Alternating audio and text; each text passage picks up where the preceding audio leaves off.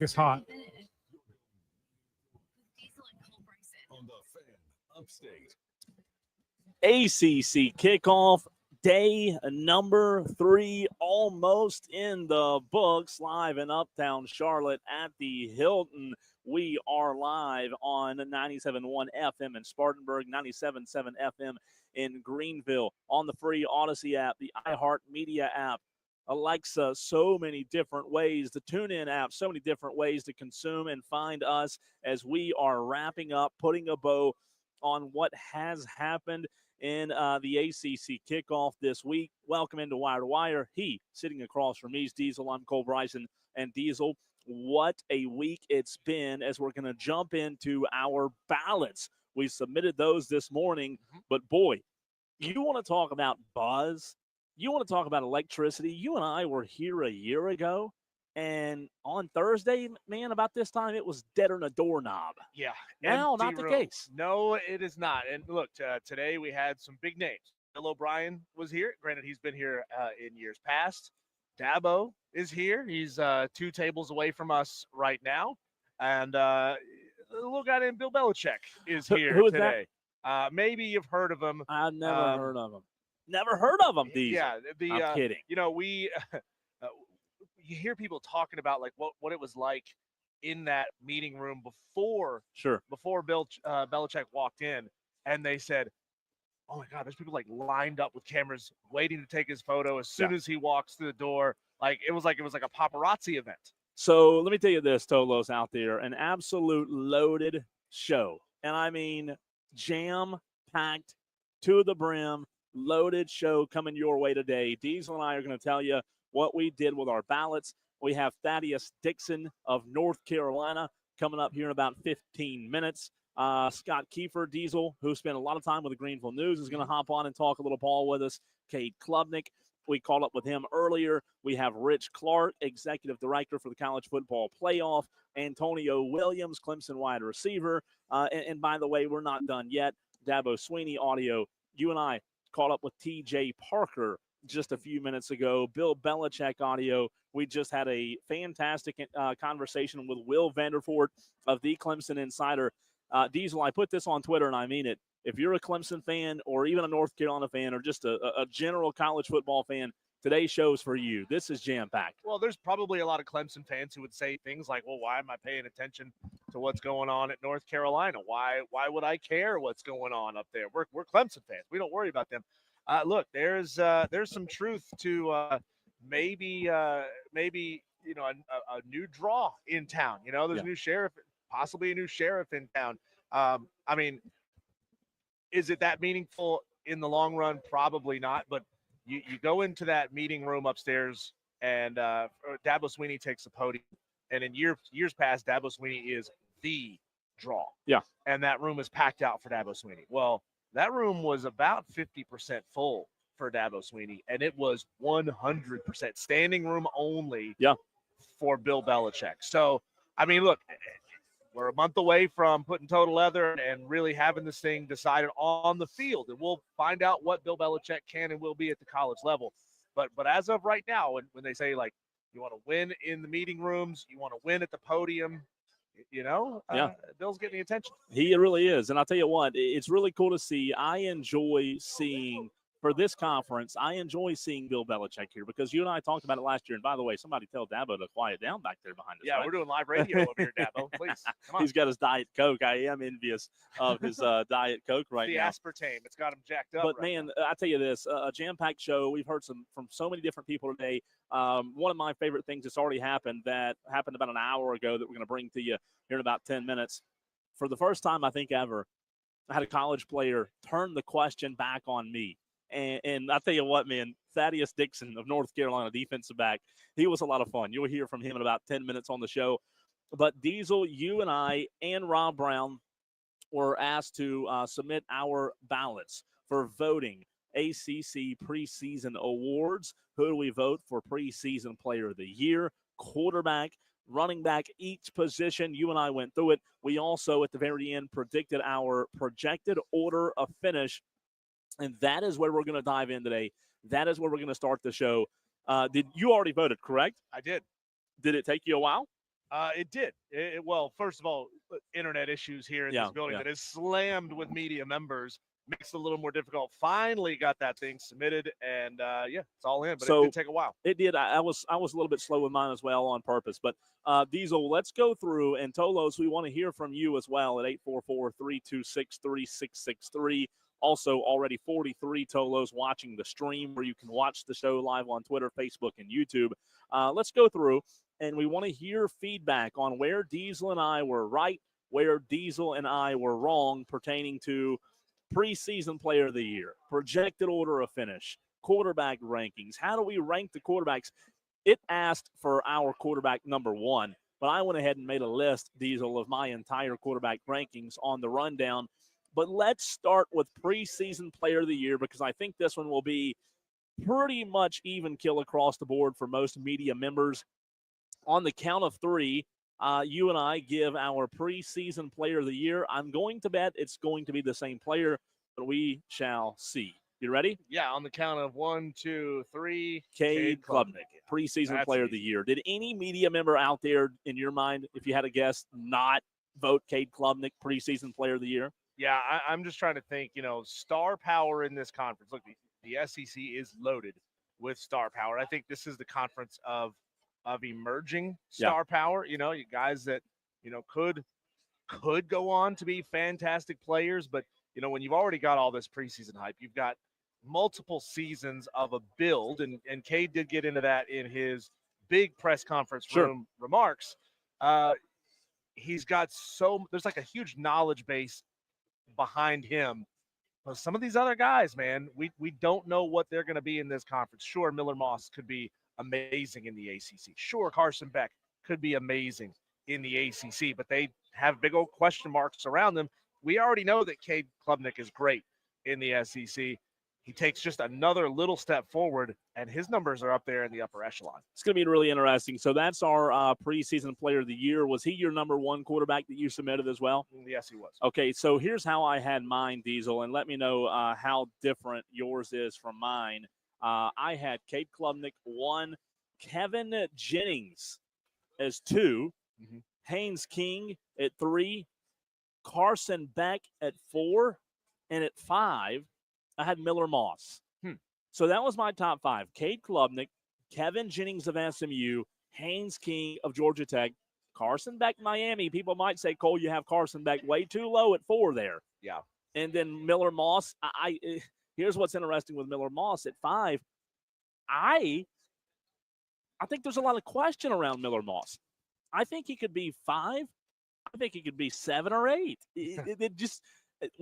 Again, going back to what Louisville can do around him, I think that's going to be uber important. But that's my top 5. Where did I go wrong in your mind? I like your list a lot. Okay. Cade, Kevin, Haynes, those are the guys that we've seen in person. We know how good they can be.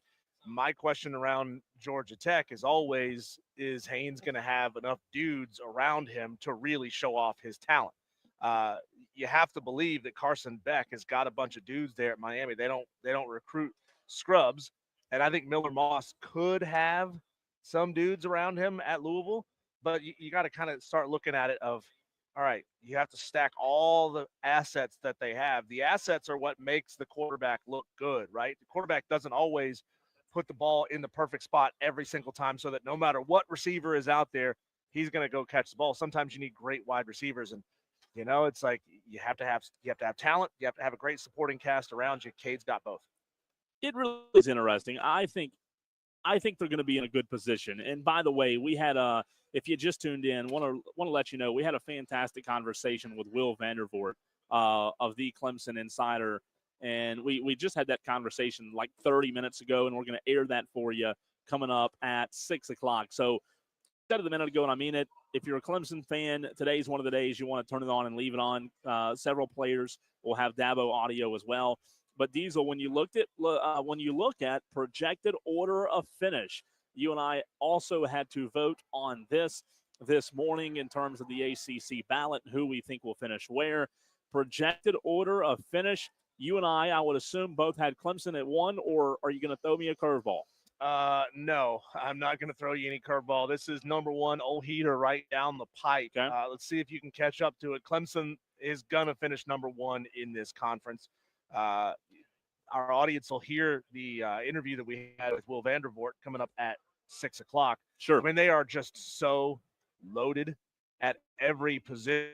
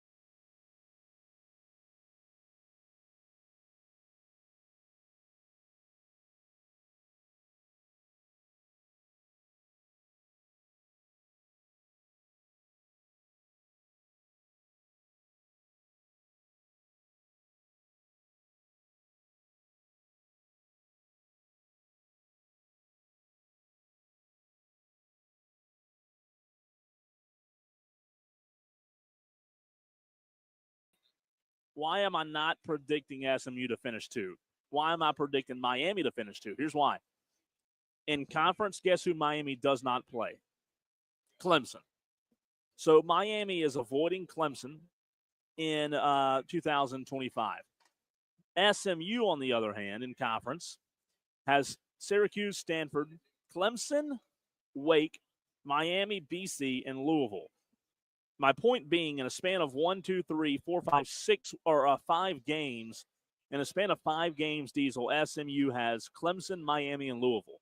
That's a really tough stretch to end the season, and I don't know if this SMU team, even though I like Kevin Jennings, I don't know if they're going to perform well enough down the stretch to make that run. I could very well see Miami performing better down the stretch just simply because of their schedule. Yeah. I think it's a little more favorable. I see that.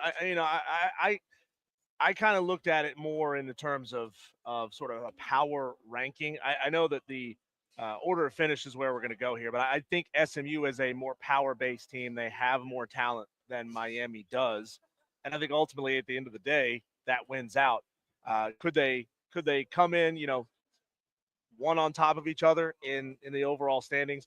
I think they could. I mean, I do have Miami finishing third in this conference, but Miami last year stumbled and lost games that they shouldn't have lost, and they kind of squeaked through a handful of games that they shouldn't have won. And, I don't know that that's going to be the identity of this team this year, but it's kind of a prove it situation. So go 1 through 5 on your projected order of finish. I've got Clemson, SMU, Miami, Louisville, Georgia Tech.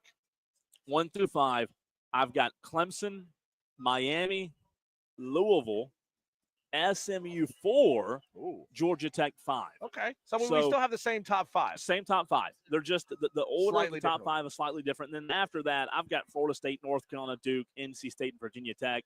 It gets really bad after that. I think the top 5 or 6 or so are pretty strong. But I think Clemson wins the conference. I also like Miami in 2024 or in 2025, rather. I believe it's 15 or 16 returning starters that they have on their football team, and that's going to be that's going to play a big part in my mind of this team. Plus, I'll tell you another thing about Miami. The reason I have them finishing second, I think they'll be pretty battle tested going into the ACC. Diesel. They open with Notre Dame, and then just a few weeks later they play DJ Lagway in Florida. So Miami, man, you look at their non-conference, it's tough. And then you have maybe a trap game, but the last thing I'll say before we get to this interview, Diesel, here's what I like. The reason I'm picking Miami too. You ready? They play Florida.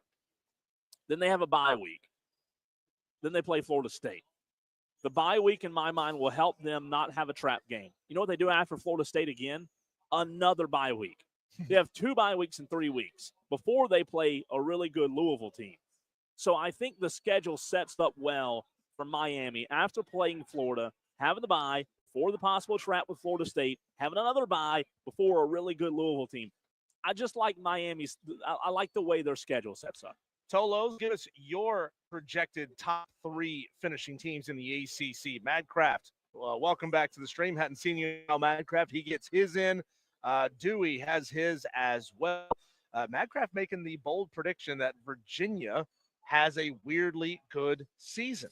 So, Tolos, 844-326-3663, or message in on the stream. And in the next segment, we will get to yours, kind of pack them all together in one segment coming up next. Diesel, in this segment, let's visit. I'll tell you this. This is a fun interview I did.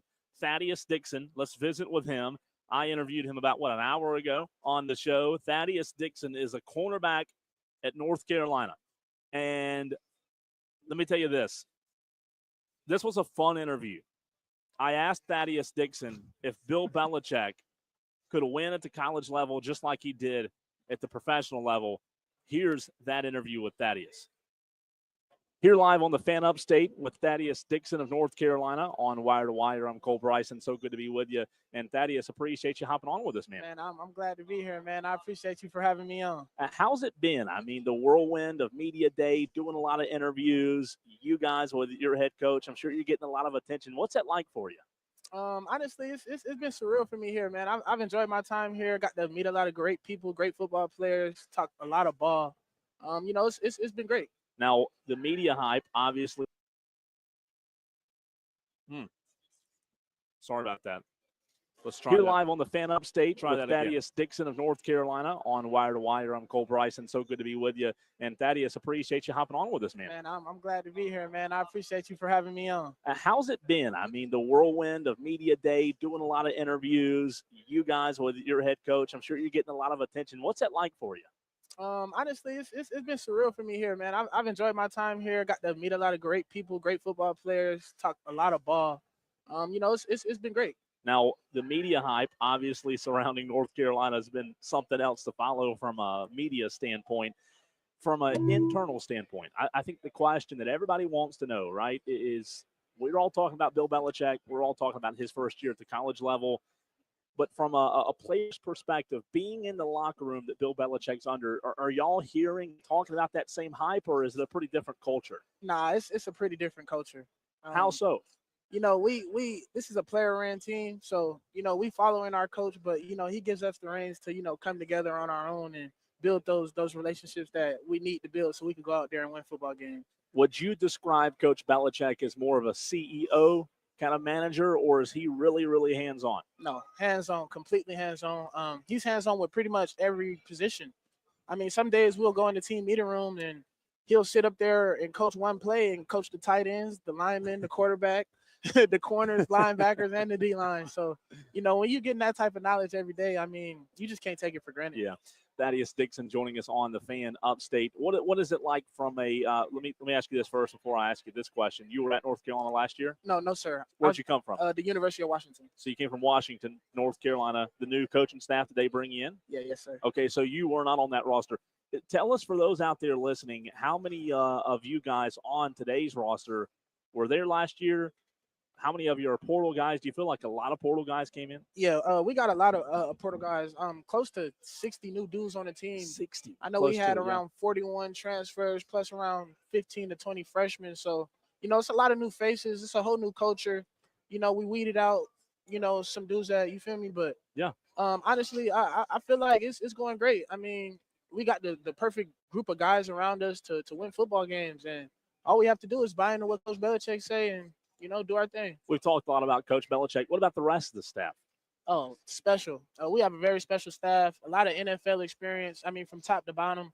We got dudes like Steve Belichick, Yeah. Armand Hawkins, and dudes who played in the league for multiple 10 years, like Jamie Collins, where you could just get, and he played in the same defense, and he's one of our coaches. So, you got dudes like that who you could always go up and talk to, ask questions about, and stuff like that. But our coaching staff is special. I mean, from top to bottom, Coach Prefer, Coach Diaco, Coach McGee, and Coach Lombardi on the offensive side, they do a really good job. Coach Kitchens. I mean, it's special. We have a lot of NFL experience. Yeah. We got a special coaching staff. Thaddeus Dixon of North Carolina, defensive back, joining us on the Fan Upstate. Your position, defensive back. What do you expect from the defense in 2025?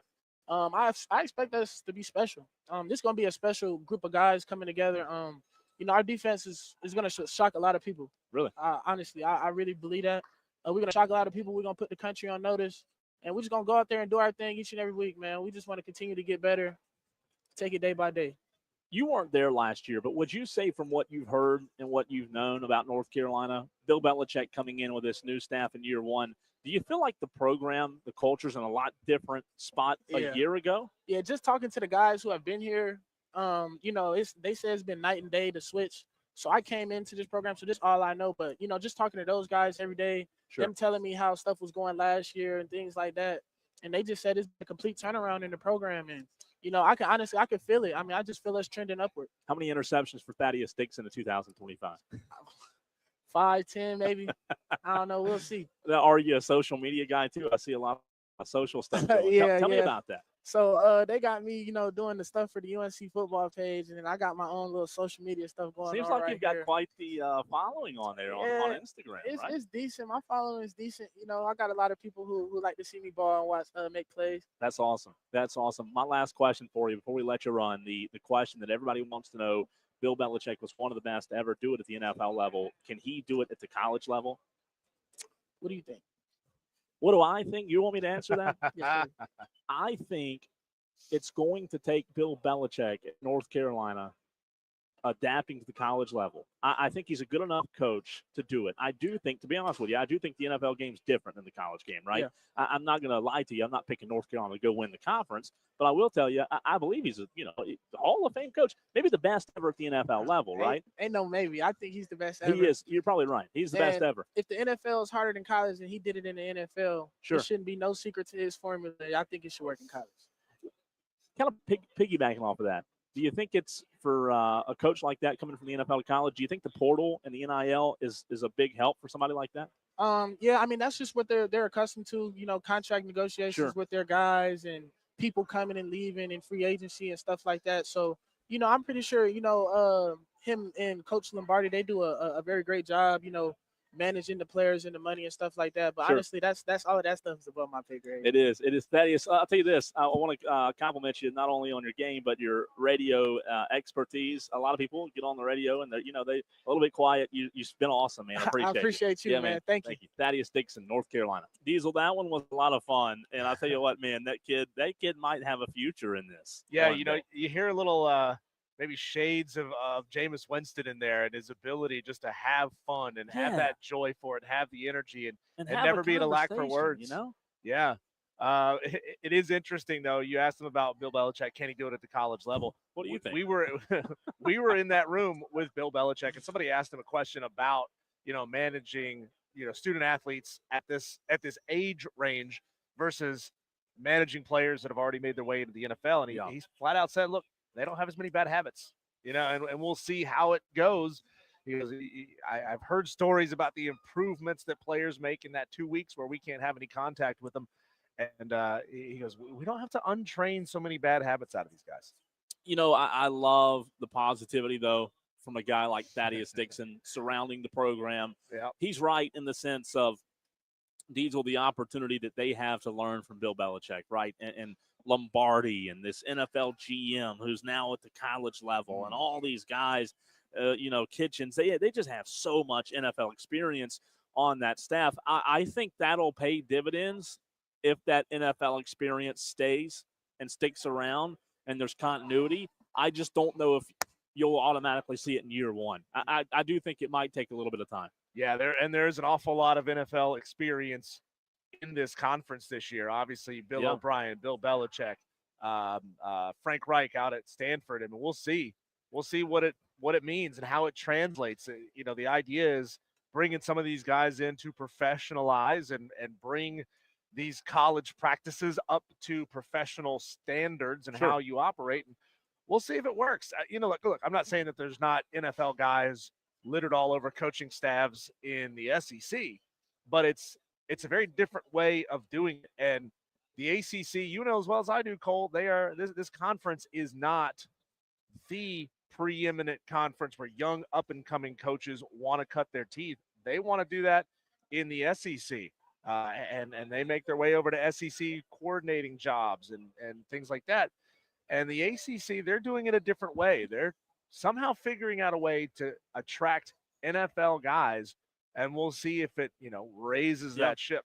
Absolutely. And you brought up Bill Belichick and a quote he gave on our Twitter at the Fan Upstate at the Cole Bryson. There are a bunch of quotes from Bill Belichick there. If you want to see that, we'll have audio from him, Dabo, so many other guys later in the show. But really good stuff there, especially from Mr. Dixon from North Carolina. It's Wire to Wire with Diesel and Cole Bryson. Tolos, keep getting in your 1, 2, 3 projections for how this conference will shake out over the course of the season. Give us your 1, 2, and 3 on the text line, 844-326-3663, and on the stream on Facebook, Twitter, and on YouTube. When we come back, Cole, got a couple of great quotes from throughout the day. Want to get to some of those. And as soon as you thought we're entering in an era where we're going to have some guardrails and there's going to be some things kind of that are going to rein back in, the folks that know these types of things, like Dan Wolken, says,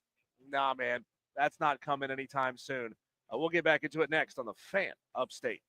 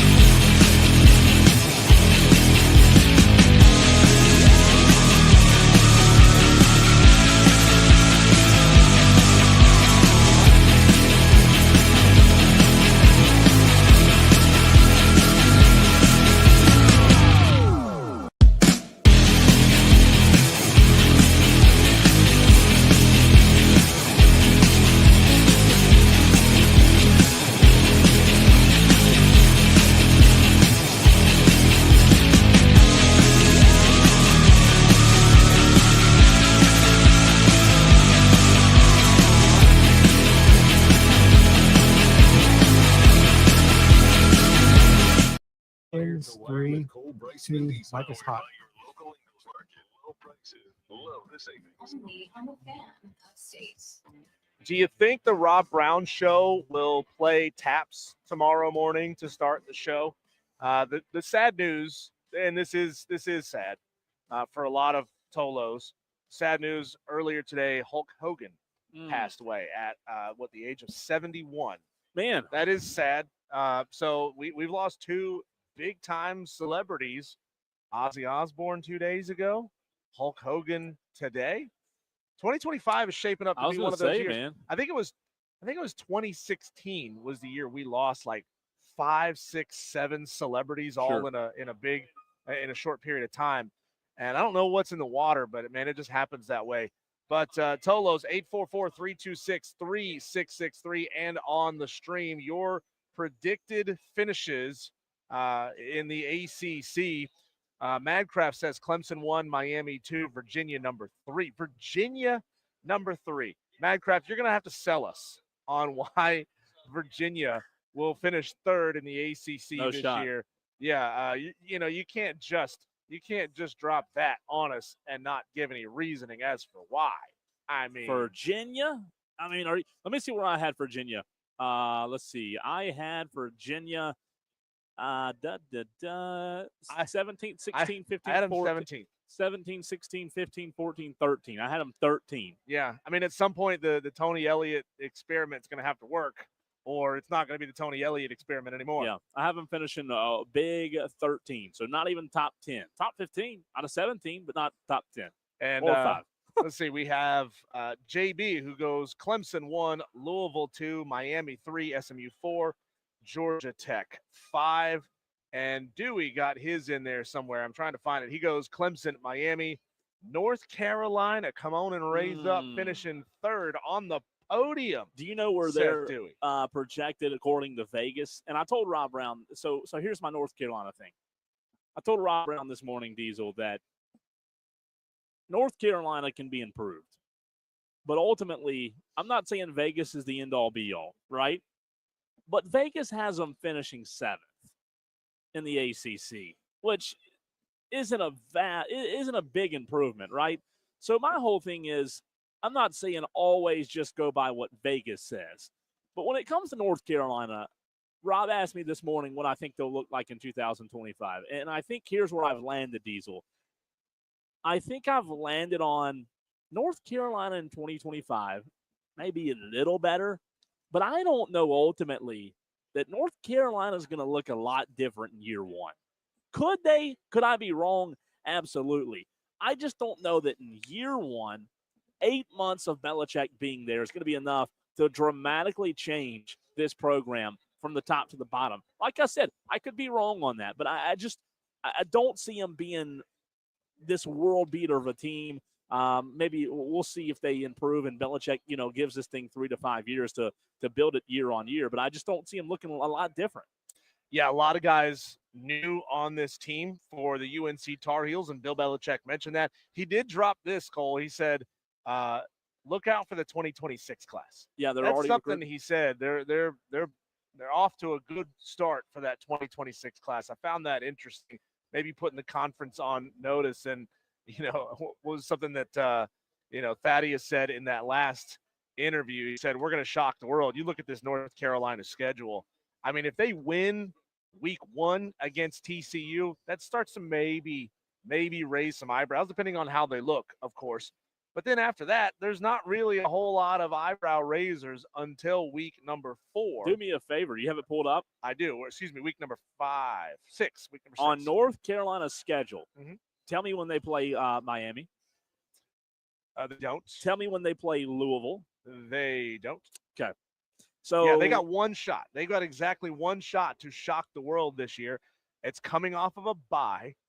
October 4th, playing Clemson in Chapel Hill. Yeah. Then they got another bye after that. I mean, think about that. They could go on a run after that because then they're on the road at Cal, Virginia at home, at Syracuse, Stanford, at Wake, Duke, and at NC State. There's it's a incredibly weak that they go on a run down the stretch.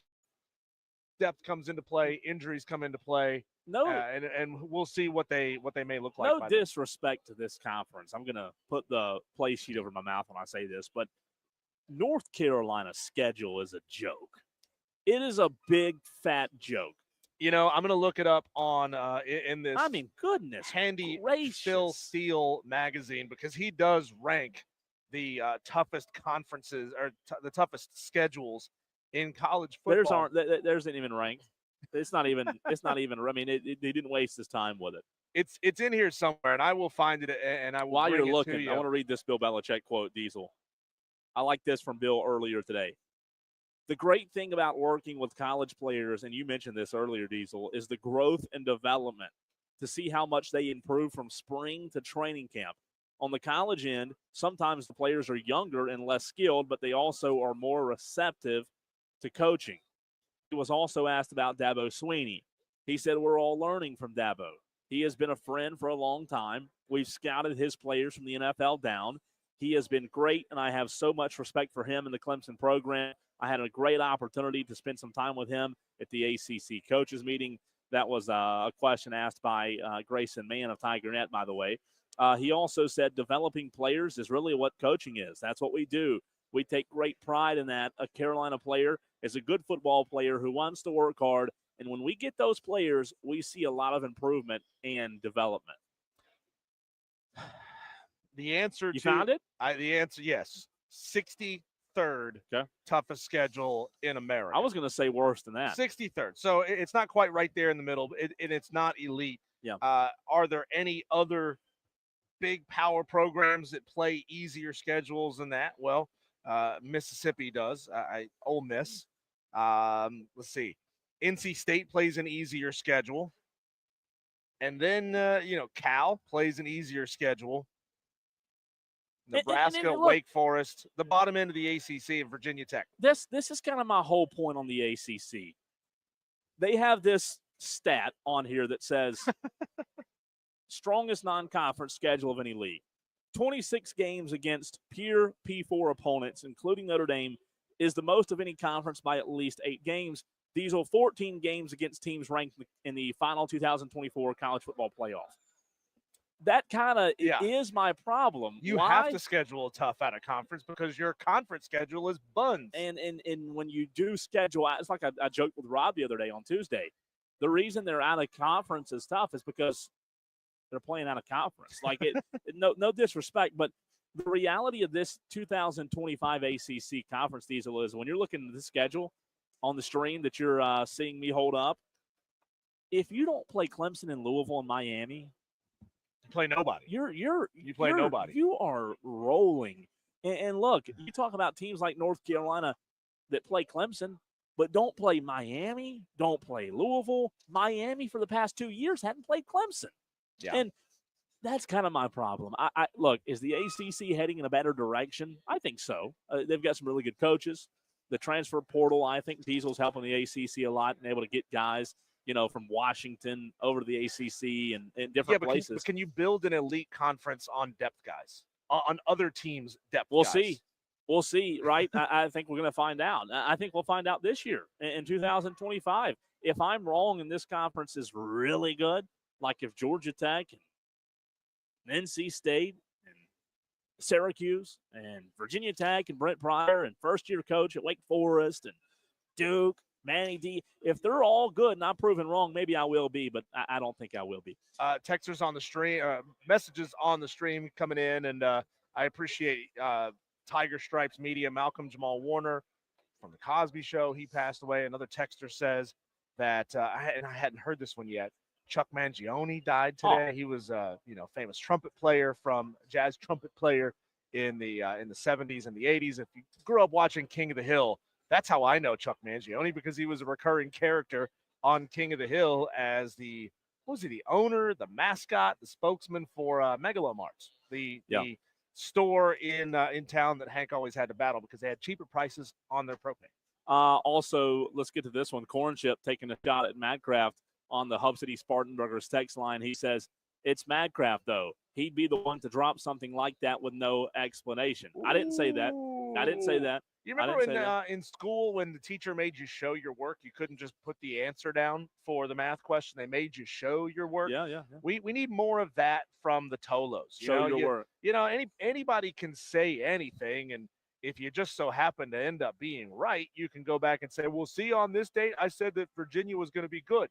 Well, that's just purely a guess. You have no basis for that. I feel like on this show, Tolos show their work. So from now on, Tolos, give us a reason why. All right, Cade Klubnik audio. You and I had the opportunity to go in a breakout room after the big room and get some audio one-on-one with Cade Klubnik. We have that for you next right here on the Fan Upstate.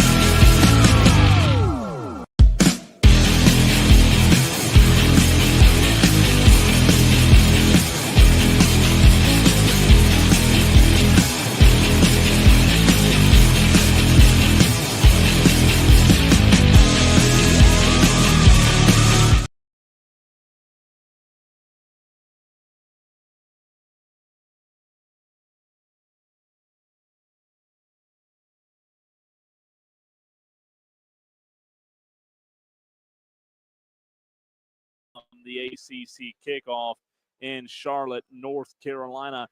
Diesel, we have a guest coming up in about 10 minutes on the show. However, I opened Twitter during the commercial break, and it's funny that we just had North Carolina here a few minutes ago at the ACC kickoff, and there are reports coming out that evidently that's when the exit fees drop. North Carolina is among multiple schools exploring a move from the ACC to the SEC. Okay. It also says that Clemson's another school rumored to be involved. Again, these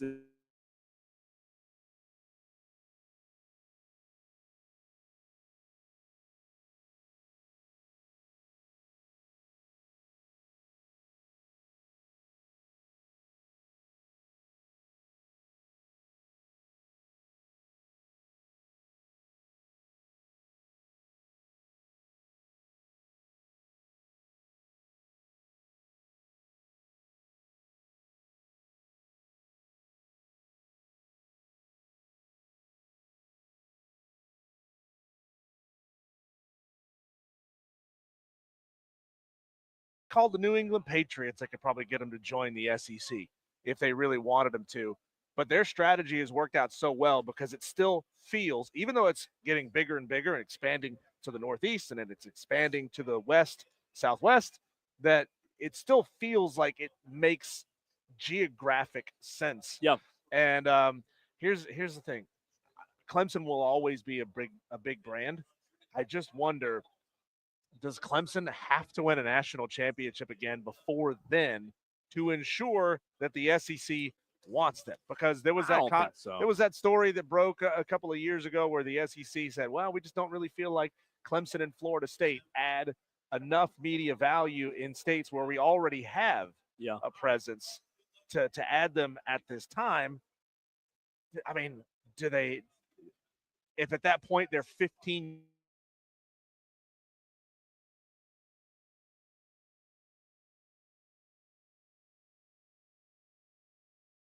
more, does that make them less of an exciting candidate?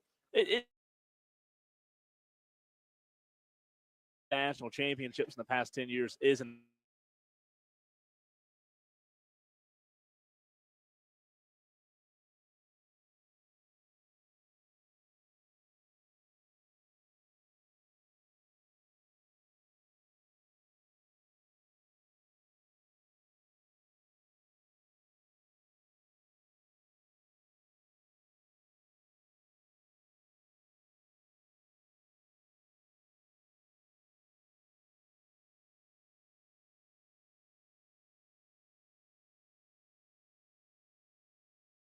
next. Maybe we'll see if we can take the best comment or text from our Tolos and ask. This is a big one coming up in the very next segment. That's right. The executive director for the college football playoff. Other side of the break. What burning questions do you Tolos have for members of the upper echelon movers and shakers of college football? Rich Clark next.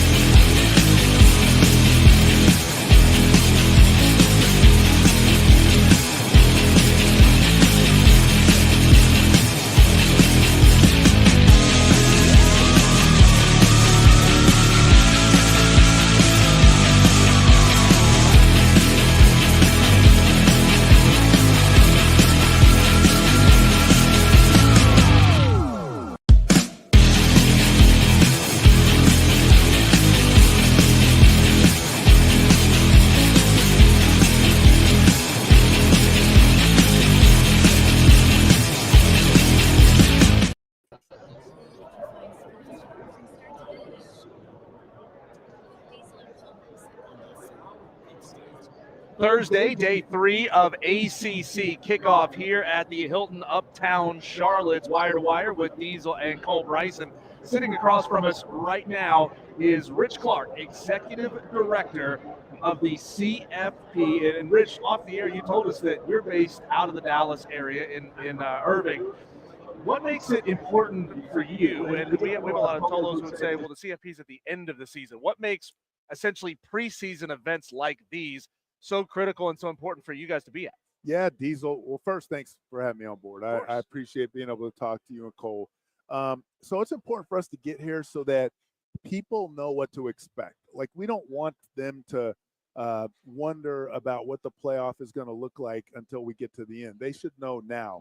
And we want the teams and the coaches to know as well, because this is what they're working towards.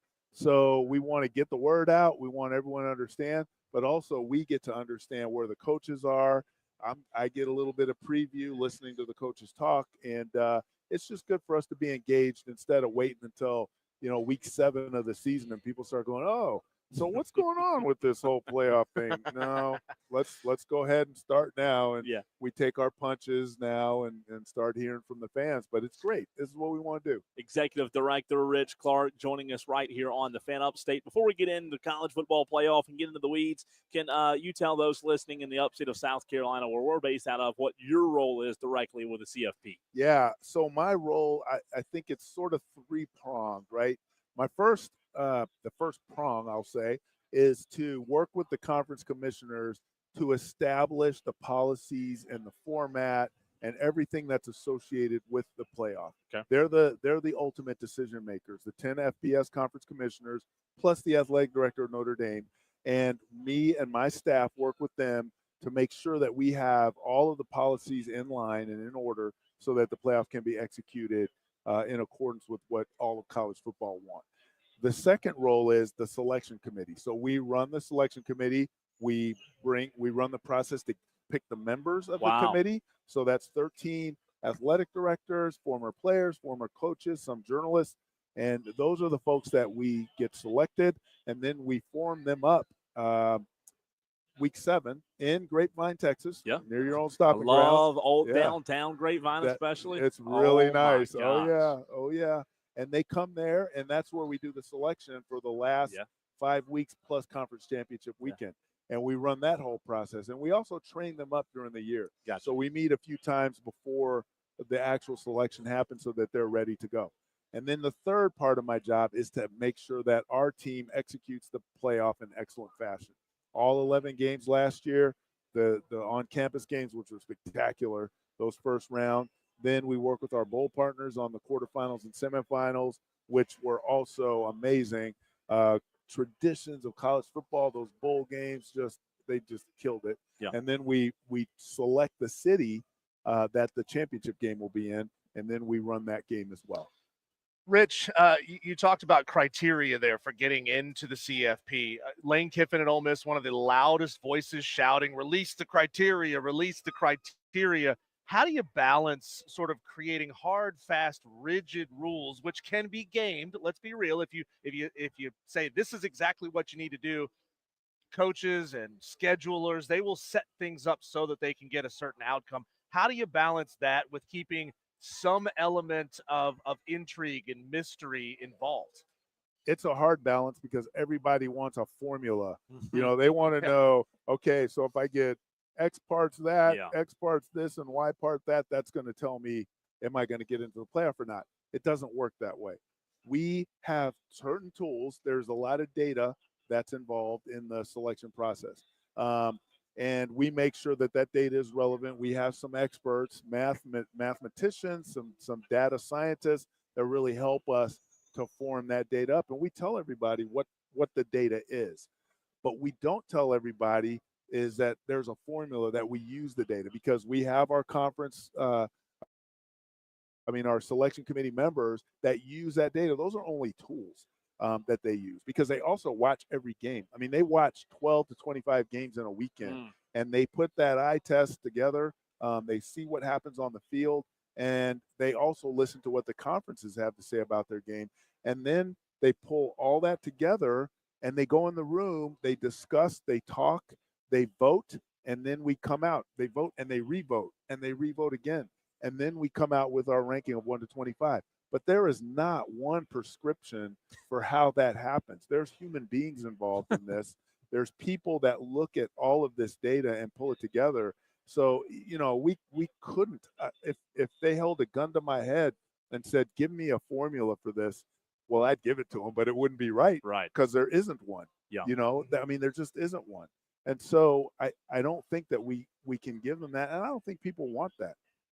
Back in the BCS days, it was computer generated, and there was a formula, but people didn't like it. You have to have human beings involved in deciding about a human endeavor like football.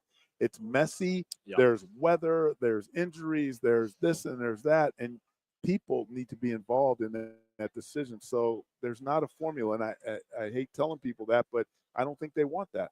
Rich Clark joining us on the Fan Upstate, Executive Director of the College Football Playoff. It's funny you bring that up. Shane Beamer last year, head coach of South Carolina, Gamecock fans, and our audience in South Carolina, it's split between Clemson and South Carolina fans. But Shane Beamer came out and said last year, they had a couple of tough losses that kept them out of the playoff. LSU, Alabama was one of those as well. And he was very loud about wanting to know exactly what it was because he felt like his team deserved to be there. For coaches like him and other coaches that you talked to this week at ACC Kickoff, what is your answer to them? Well, I will say there's always a lot of great teams, and South Carolina certainly was one of them. And to be honest, even with 3 losses that they had, 3 or 4, yeah. Yeah, they had 3 losses last year. They were still in the hunt. I mean, they were very close. So, we're not going to get every team in. Sure. And the selection committee has to make some tough calls. But my advice, and I know I don't mean this to be flippant in any way, but you have to win the games that you're supposed to win. And when you lose some of those games, it puts you at risk. And it really does put the committee into a position where they look at what the really strong and great wins are, but they also look at what the bad losses are. And in the end, we're pulling all that information together and making the best assessment. And I promise you this, if it wasn't South Carolina, it would have been someone else saying we should have been in there. And, they would have had a case, right? But ultimately you have those 13 people in the room that all have they have a voice, but they make a decision based on the discussions that they have. It's a very collegial environment, but it's also, they hold each other to task on this, and then they come up with what I think is a really good product in the 1 to 25 ranking. So I hope that coaches now can see how this goes. And when you do lose, and there's a few teams that we could say this to, right? Yeah. You lost a game or two that maybe you shouldn't have lost. That puts you at risk. But even with that, they were still that close. I mean, they were really close because they had some great wins too. Yeah. So talking to Rich Clark, Executive Director of the College Football Playoff. I loved the chaos of what happened in the College Football Playoff and how the rankings and the seedings happened last year. But I know I'm among the minority. I love seeing a group of 5 team like Boise State getting that bye. What were the conversations in the building when it came to just the odds and the sheer small chance that a group of 5 team ended up achieving one of those 4 byes? I mean, there had to have been like this was never supposed to happen, but it's what happened, which ultimately is spurring a lot of the conversation around change. Yeah, absolutely. I think I don't think it was a surprise. Well, maybe it was a surprise that they went that far, but it wasn't a surprise because they deserved it and they earned it. They earned it on the field. And I think that the change that happened, though, really happened because when you gave those top 4 conference champions a bye, it sort of changed the dynamic of the playoff and how the first rounds looked and how they were played. You didn't have those teams that were probably more evenly matched playing each other first to determine who should go to the next level. Sure. So we made the change. I think it was a very good change. And now the teams that earned it all season and they achieved that top 4, one of those top 4 rankings, those are the teams that are going to get the bye, and rightly so. And then let everyone else play through the bracket to get there. So most brackets are like that, where you have the lower seed starting in the early rounds and going through. And I think we're in line with what you see in traditionally in college football. So I'm gonna. Oh, go ahead. I didn't mean to cut you The off. other thing, I was just going to add something to you. Yeah. When you say you think you're in the minority of people that appreciated what the selection committee did and some of the chaos that was there, actually in the polling that some of our media partners did, something like 80% of the fans approved Wow. of what the selection committee did. How many times in our country does something get an 80% 80% approval rating. rating? Yeah. Like never. So It usually takes a tragedy to achieve it- that kind it of does. solidarity. You're so right. Yeah. You're so right. Yeah. And we didn't even have a tragedy. Right. So I think that most people actually agreed with the selection committees overall. They might have had a team or something that they thought should have been in there, but they didn't disagree enough to say I disapprove of that. They're out of they're out of bounds or what they did was outlandish. I don't think so. I think most fans got it and they are in your camp. It's interesting you bring the word. I think you brought up tragedy there. Answer this question for me. Will there ever come a day where Rich Clark sits down for a media interview and someone doesn't ask him about what a lot of people consider a tragedy with the CFP 2 years ago in Florida State? I still get asked that quite often. And my best answer is I wasn't in the job then, wasn't there. Okay. Plead the fifth, right? But let me say this. I have to say this though. So I knew that I was gonna be in the job. Okay. And I actually got to sit in the committee room No. and see that. No vote. way. Yeah, I got to see all that happen. Wow. And I don't want to reveal everything that happened in the room, but I'll say this. They agonized over that decision. I mean, they went back and forth and upside down, right side up. They looked at it every way they could. They voted, they re-voted. And in the end, they knew that it was going to draw fire. They knew that people were going to lose their minds over this, but they believed that that was the right thing to do. And it made me proud, though, that they said, you know what? This is the right thing to do.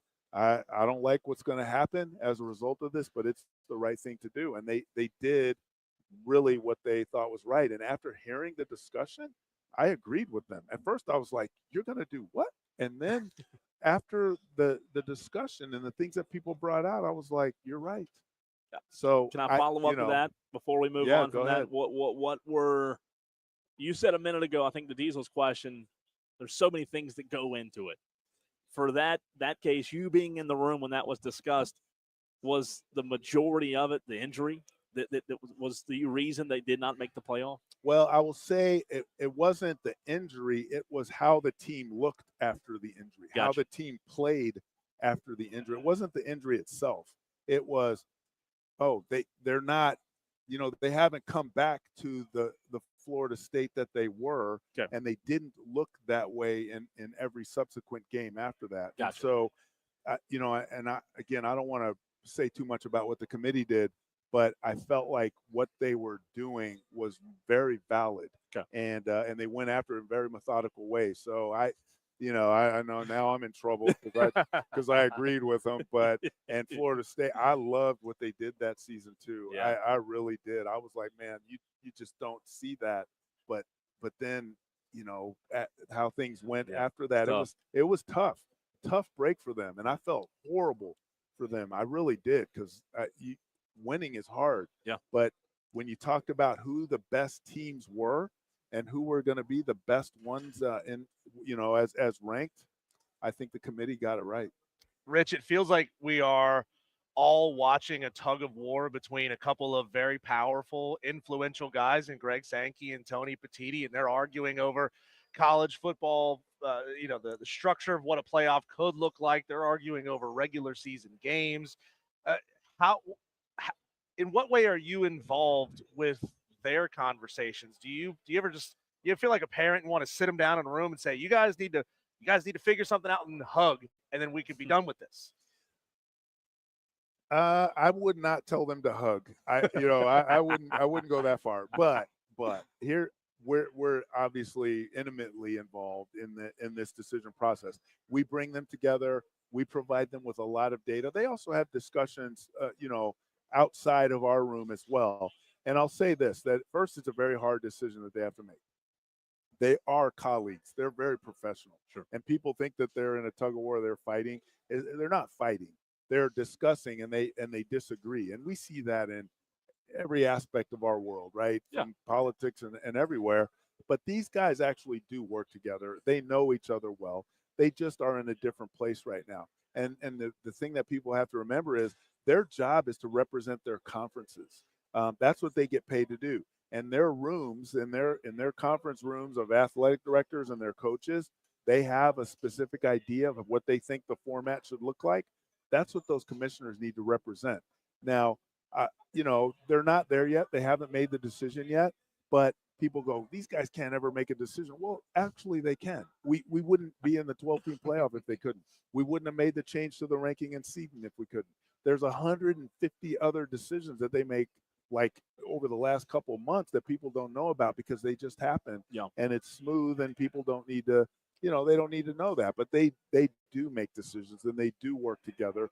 We're just in a transition state right now, and it's not easy. The other thing that they don't, like in the military, we saw this stuff all the time where how are we going to do this? And we went through decisions. The big difference was we would go in a room, we would classify the room, and no one ever knew what the discussions were. Here, everybody knows everything that everybody's saying. And so now it's a very public discussion that they have, but it is not that they're not getting along and that they can't, they're not being collegial. They just don't agree yet, and they haven't found the common ground. But I will tell you what the common ground could be, and they know this. If they don't come to an agreement, we stick with the format that we have. Sure. And that's the fallback position, and that's a decision in and of itself. So it's not like there's just two choices that they have to make. There's actually two options. There's actually three options on the table, I would say. And they know that, and they're going to work through it, and they're going to come to one of those three options. Rich, we know you got to go. We've run over on time a little bit, but you told us you're based out of Irving, Texas. As we let you go, if Rich Clark, executive director for the CFP, walks into one of those amazing barbecue, Texas-style barbecue restaurants in Texas, I'm sure you've been. Oh, right? yeah. What's going on your tray? Not plate. They don't do plates. Okay. What's going on your tray? Yeah. Well, so first I need a bigger tray. I always need a bigger tray. They don't usually have one, so I use the one I get. I get brisket, right? But I get the moist brisket if that's the option. Sometimes you can have the option. That's right. I always get the moist brisket. I get the sausage with jalapeno cheddar in it, right? And if I get the three meat option, I get ribs every time. Then I do the sides right. Sides are so important. The pile of potato salad is the biggest of the sides. And then I get a scoop of beans, right? And if they have something green, just so I can look like a mature adult, I'll put that on the, the tray too. And then spicy barbecue sauce.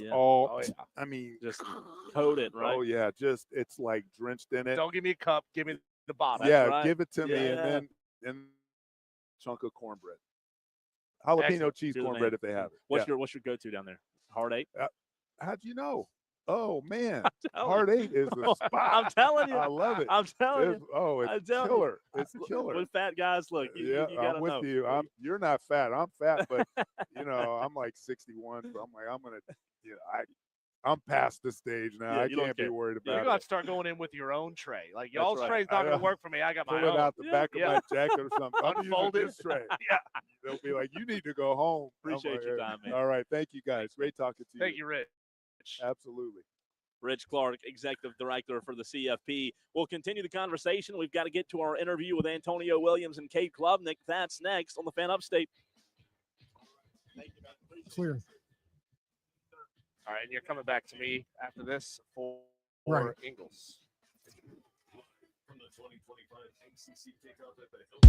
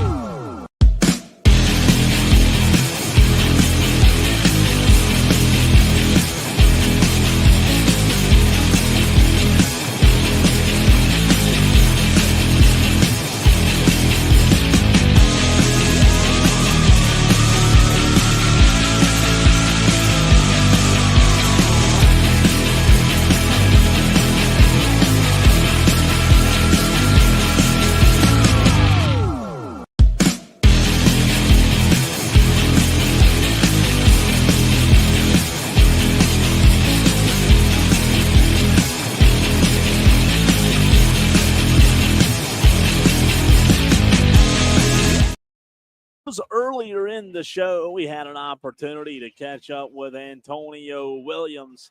Actually, I take that back. It was Rob Brown, Diesel.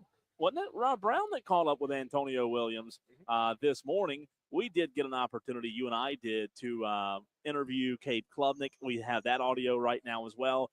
But you and I caught up with TJ Parker. We'll have that in the 5 o'clock segment when we have Dabo Sweeney audio. But let's start with this. Cade Klubnik, after he came out of the big ballroom this evening or afternoon, he went into the breakout rooms. Dees and I were able to stick a mic in his face for a few minutes. Clemson fans, here is your quarterback, Cade Klubnik. Oh, man, it's a good question. I would say, man, I think number one, just enjoy every day. Just trying to get better every single day, but I only got a few more months left. So just trying to really just enjoy every single day, take advantage, enjoy everybody I'm getting to be around, and give really It everything started I off got. real hot, but now it's a little low, so I have to bring it up. Belichick with the cocktails in October. Oh, man, it'll be awesome. I was just talking a few minutes ago, so it'll be cool. I've always wanted to play up there, and it'll be a great place to go play. And obviously, you know, one of, if not the greatest head coach of all time. So definitely going to be a huge honor and something that'll be cool to look back on one day for sure. Okay, what kind of work do you, when you look back at the last couple of years, maybe new offseason, what kind of work do you point you to kind of explain how you got to be one of the better quarterbacks? You know, I think our coaching staff is huge. You know, just getting to be around them every single day. You know, Coach Riley, Taj Boyd, Coach Sweeney, Paul Tyson. You know, just the people that I'm around. Just they make me better. Just really thankful for them, and just being able to put my head down and go to work is probably the biggest thing. And I know that sounds simple, but it's not always easy. You know, it's easy to sleep in. It's easy to go scroll on Instagram instead of go watch film for an hour, or the college life of going out on a Saturday instead of staying in and doing whatever. So just doing what it takes to sacrifice and go be great, and that's what I'm trying to do. You said a second ago. You said a Back second to ago. that meeting you talked about a few weeks ago. And just, what say, hey, people are saying you suck and all that. But where was your head at? Take us through that whole day or whatever night or whatever morning. Yeah, I mean, it was probably a couple weeks after the, Gator Bowl, and man, we had a great finish to the year. Finished 5 straight wins, Notre Dame, North Carolina, Kentucky, and I felt good. I felt like we had a good finish to the year. Was not a good season, but a good finish, and I felt like it catapulted us with some momentum.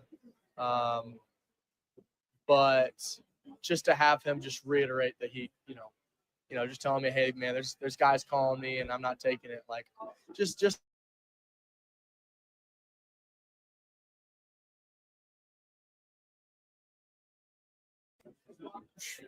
ready to go to work.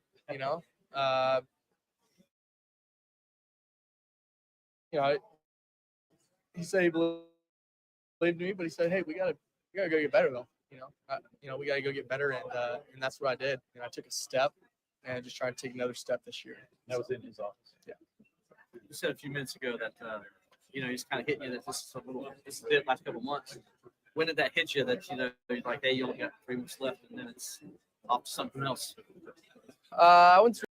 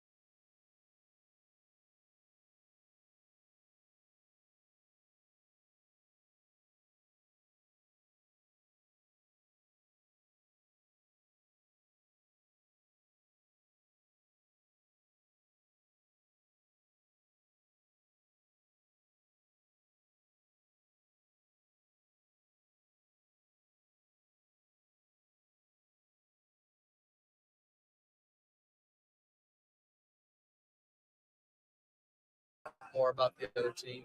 And that you definitely have that when it comes to preparation and on the schemes and everything. But like that can't be the whole fire. It can be a little bit of the fuel, but it can't be the whole thing. So at the end of the day, we got to go be the best us we can be. And it's a long season, and it's what it's got to be. But we want to go win the first game for sure. That's our first goal. Brian Kelly, Right last year, our ACC championship, CFP team looks like, feels like. You look around your locker room this year at practice field and think that this looks like it again, this feels like it again. Absolutely. What gives you that sense? Just being around it, just it's the same team as last year.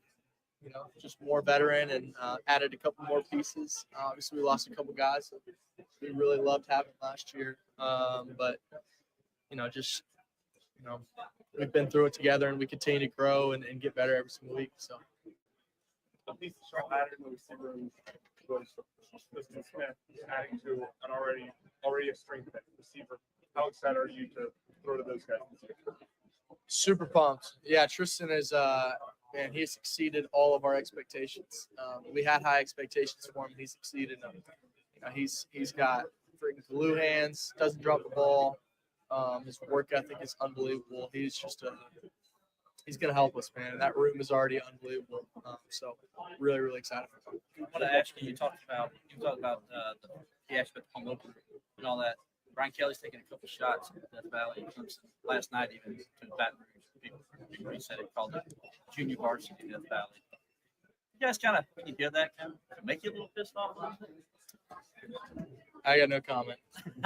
So Kate Klubnik saying no comment, Diesel, when talking about Brian Kelly. Real quick before we hit Antonio Williams, did he do the right thing there? It seems like Clemson's kind of took in the high road, even when Dabo was asked about it last week. Yeah, doesn't want to give them any bulletin board material either. Doesn't, kind of makes it seem like it's not really entering into our purview. We don't think about it. Just kind of keeping bulletin board material off the bulletin board. Rob Brown had a chance to catch up with Antonio Williams of the Clemson Tigers one-on-one this morning. Here is that one. Maybe. You gotta love. It's not John. I'm running the audio off it's my live computer. Radio. Yeah, live radio. So let's try that again. By the way, blame the producer. Blame the producer. Yeah, that's right. John said blame the producer. That's bad, but we don't need to do that. Always blame the producer. Wait, aren't you producing in this instance? I'm producing the audio. Blame Cole. So Cole's to blame here. I'm going to try this one more time, Tolos. Cross your fingers as you're driving down the road, and we're going to try 3, 2, 1. Live on the Fan Upstate. No, that's TJ. That's TJ Parker. Live on the Fan Upstate. I have messed this up. Antonio Williams is the one. We'll do it live. What was that on? Screw it, do it live. Yeah, don't read the don't quote the first part of that. I can't say those. Who was that, by the way? That was Bill O'Reilly. Yeah, from Bill O'Reilly. Do it live. By the way, TJ Parker is coming up at 5 o'clock when we have Dabo Sweeney audio. But Antonio Williams was the one that Rob Brown caught up with this morning. We got Antonio and TJ both today, so we were thankful for Clemson giving us those two guys. They were really good interviews. Antonio Williams, you'll hear his name a lot this season for Clemson. The Rob Brown Show back on your radio. Here we go. The Fan Upstate. Welcome back, ladies and gentlemen. Rob Brown, the great Alonzo back in the network studio, wrapping up ACC Media Days. We are glad to have you guys along for the ride, as it is Clemson Day, and it is very evident that it is very Clemson Day because, well, the Tigers have made their way onto the floor, and the folks are buzzing down here on Radio Row. We have seen Kate and the fellas make their initial entrance. They are wrapping up some good different editing, by the way, right Rob. now, and hopefully here in just a minute we will land Antonio Williams from the Clemson Tigers here on the show. We are working on getting him over. As a matter of fact, he is just about to sit down with us right now here on the show, and we're going to talk a little bit of Clemson football here on the broadcaster. That headset on you, man. Let's get you set up. Antonio Williams, first off, can you hear me all right? You good over there? Everything's good. How we doing at Media Day, brother? We're good, man. We're just getting going. Excited. Yeah, glad to hear it, man. Let's start with this.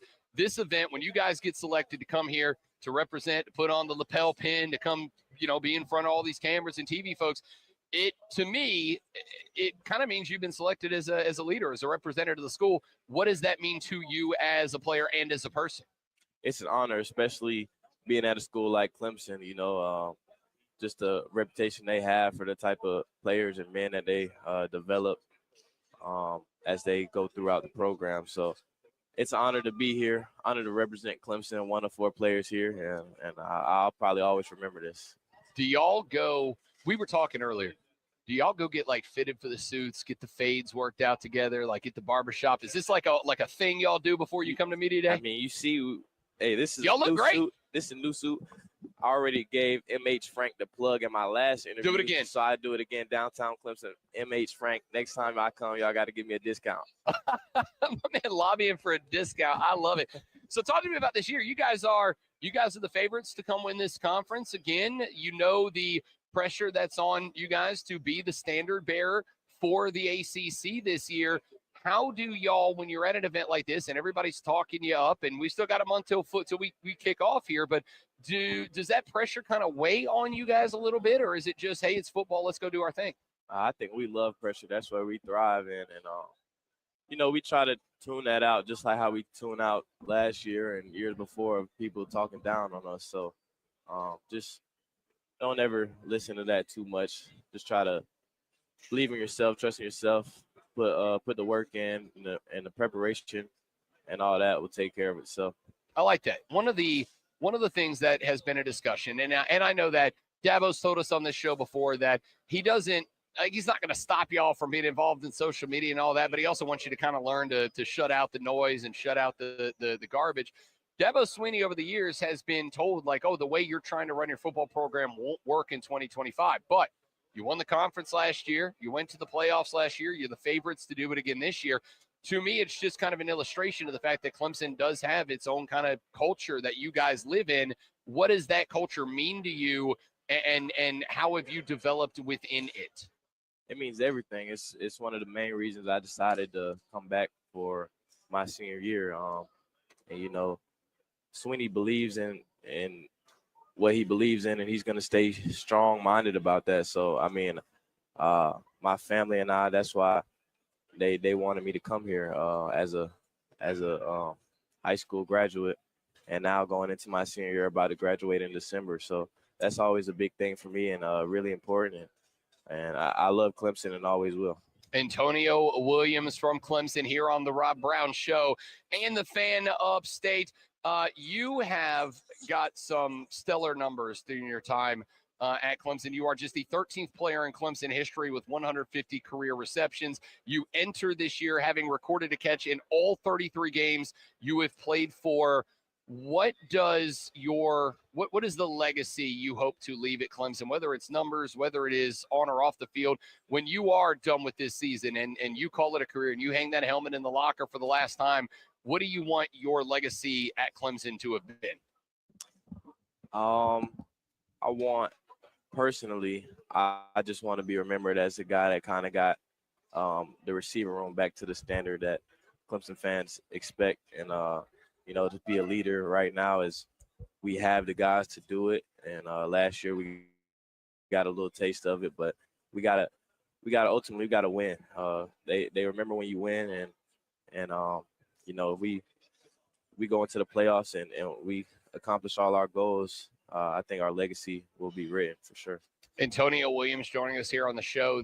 I don't think it is a secret that the last couple of years, a progression in wide receiver has kind of been described as a need for Clemson. You guys have had some guys that have produced, but the talk about kind of getting Clemson back to being wide receiver as it was in the T days back in the day, that has been a conversation. Have you guys heard that? Has it been is it something you've kind of undertaken as a challenge, or how is that discussion, if it's made its way into the wide receiver room, how has it impacted what y'all are trying to do as a team and as a unit? Definitely take that as a challenge. We know in past years, 2-3 years ago, we weren't really we weren't doing what we needed to do for the team to reach its potential. So, I mean, when Clemson was its best, the receivers were the best. So I think as a room, we took that as a challenge, and we know our team can only be as good as we perform. So, that's been a challenge for us, and I think we're on the right path. No tune-up, no warm-up for you guys. Week 1, maybe the biggest game in college football that week when LSU comes to town. The Tigers versus the Tigers, Death Valley versus Death Valley. You know what's on the line. You know what this means. But from the perspective of getting ready for that game, you're inside of a month away. How have you guys, has this game been treated special? I mean, obviously it's one of probably 2 games along with Texas, Ohio State that everybody's talking about. What's the approach to that week 1 game against LSU for you guys? Is there anything different than any other game? No, you can't approach any game differently from any other game. So, I mean, we respect those guys. We know they have a great program down there and ran by great coaches, but we know in recent years we haven't won our openers the past 2 years. So we're trying to change that, get us going in the right direction, get us on the right path, start out strong, and hopefully we win that game. That gives us a lot of confidence going into the rest of the season. Antonio Williams of the Clemson Tigers here on the Rob Brown Show and the Fan Upstate. Talk to me about the young man throwing you the football this year, Cade Klubnik. Talk about a kid who since he took over at QB1, immense pressure to kind of be the next guy in a string of great quarterbacks at Clemson. Can you talk to me a little bit about what you've seen out of him in growth? We saw him, I think, get better by the week last week through the regular season, but there's a lot of pressure on him to be able to perform, be the quarterback in this league, be the quarterback that takes you guys back into national championship contention. Talk to me about what you've seen out of the signal caller this offseason. I mean, I just think every year he gets better, and I mean that's all you can ask for. His preparation is just. I just really look up to him in that aspect, just like the way he prepares for each game, everything he's going through, all the film he's looking at. He's even trying to sit in meetings with coaches and see why they want to draw up this play, and what they see and how they think it will work. But, that guy, no matter how much pressure he's had on him, he's never folded. So I always have confidence in him that he'll get the job done. All right, last one. Best Madden player, or best college football player on the team. Best video game college football player on the team. Who is it? Me. Everybody says me. What do you have to back it up? Every player I've interviewed for 3 weeks has said it's me. What do you have to back it up? If you look at my track record, recently I was just on stream. It also applies to DJs. Playing against some streamer guy. I forgot his name, but first time on stream, and I didn't lose. Did you get him? Yeah, I got him. I ain't even gonna lie like that. I won the first game. He beat me the second game, but I got a lot of confidence in my game, and I haven't really met anyone that can consistently beat me. I might lose a game here and there, but I'll bounce back all the time. I respect it. Antonio Williams of the Clemson Tigers, my man, great to talk to you. Thanks for coming by. Good luck this year. I know the eyes of South Carolina are going to be on y'all to see what you do. I wish you the best, man. Thank you very much. That was Antonio Williams Diesel this morning on the Rob Brown Show. Fantastic stuff. Again, Tolos, we've got Dabo Sweeney audio coming up at 5. And Diesel and I had a one-on-one with TJ Parker. Really good stuff today. Yeah, and when we come back, Cole, let's peek over the fence for just a moment. ACC kickoff is going on, but that doesn't mean that there's not a lot of other talking going on in the other conferences' media days. We'll get to that next. Clear.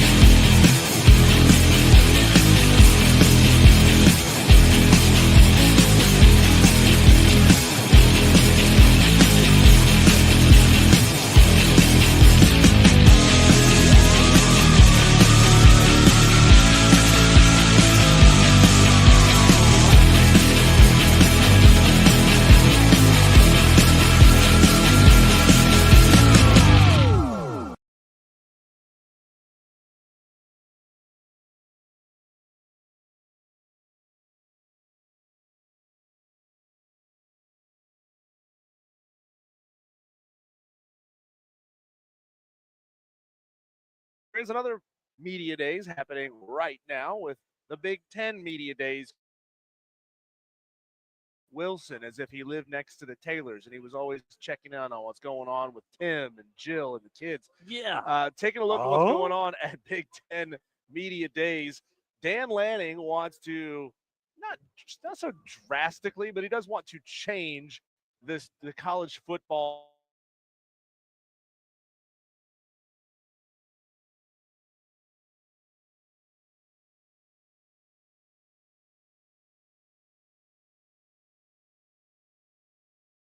shift everything up a week and go ahead and start that. I guess it'd be the third week of August.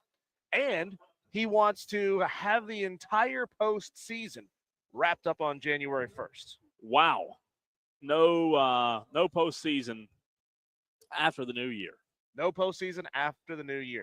Instead of having January 1st, New Year's 6 games, those would become, I don't know, Christmas week games. Is he crazy out of his mind?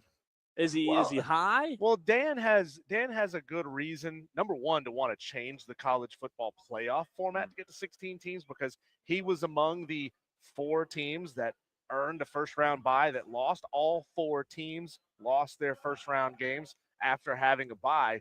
But he says that long holdover, that long break is really hurting college football. He says shifting the college football season would result in condensed playoffs and one spread across 5 weeks instead of 7, and doesn't include the long buys. Yeah, it really hurt Texas last year, didn't it? It really hurt. I mean, Ohio State, it hurt them. They seemed perfectly fine. Oregon, it's time for Oregon to put up or shut up. I mean, really. Oregon's only relevant because they have the Nike money, Diesel. Oregon and Dan Lanning need to understand that they're like, we don't talk about them, and they're going to be good this year. I think they have a good shot to compete for a playoff spot. But goodness gracious, eventually you have to put up or shut up. Yeah, I mean, Texas, though, they did get to play a little bit earlier, but Oregon lost to Ohio State. Georgia lost to Notre Dame. Boise State lost to Penn State. Arizona State lost to Texas. Yeah. And so, I mean, we see it in Major League Baseball in those playoffs every year. The team that sits, takes a little time off, isn't playing, quote-unquote, meaningful baseball, they get rusty. Yeah, it happens. Diesel, we had a chance earlier today before we went on the radio, about 2 o'clock, you and I had a chance to catch up with TJ Parker of Clemson, and we also have audio from Dabo Sweeney. If you are a Clemson fan out there, or just a college football fan in general, and have not heard what Dabo had to say at ACC Media Days today, we'll have it for you next right here on the Fan Upstate.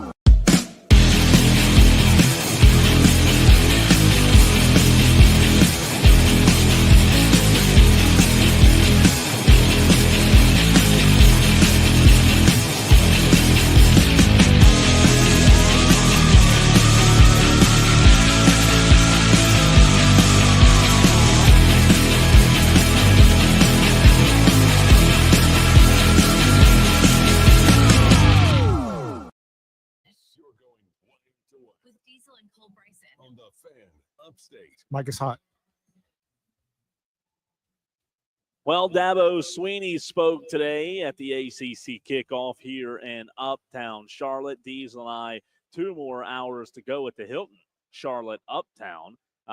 Welcome into Wire to Wire. He's Diesel. I'm Cole Bryson. Again, 2 more hours with you this afternoon on the Fan Upstate.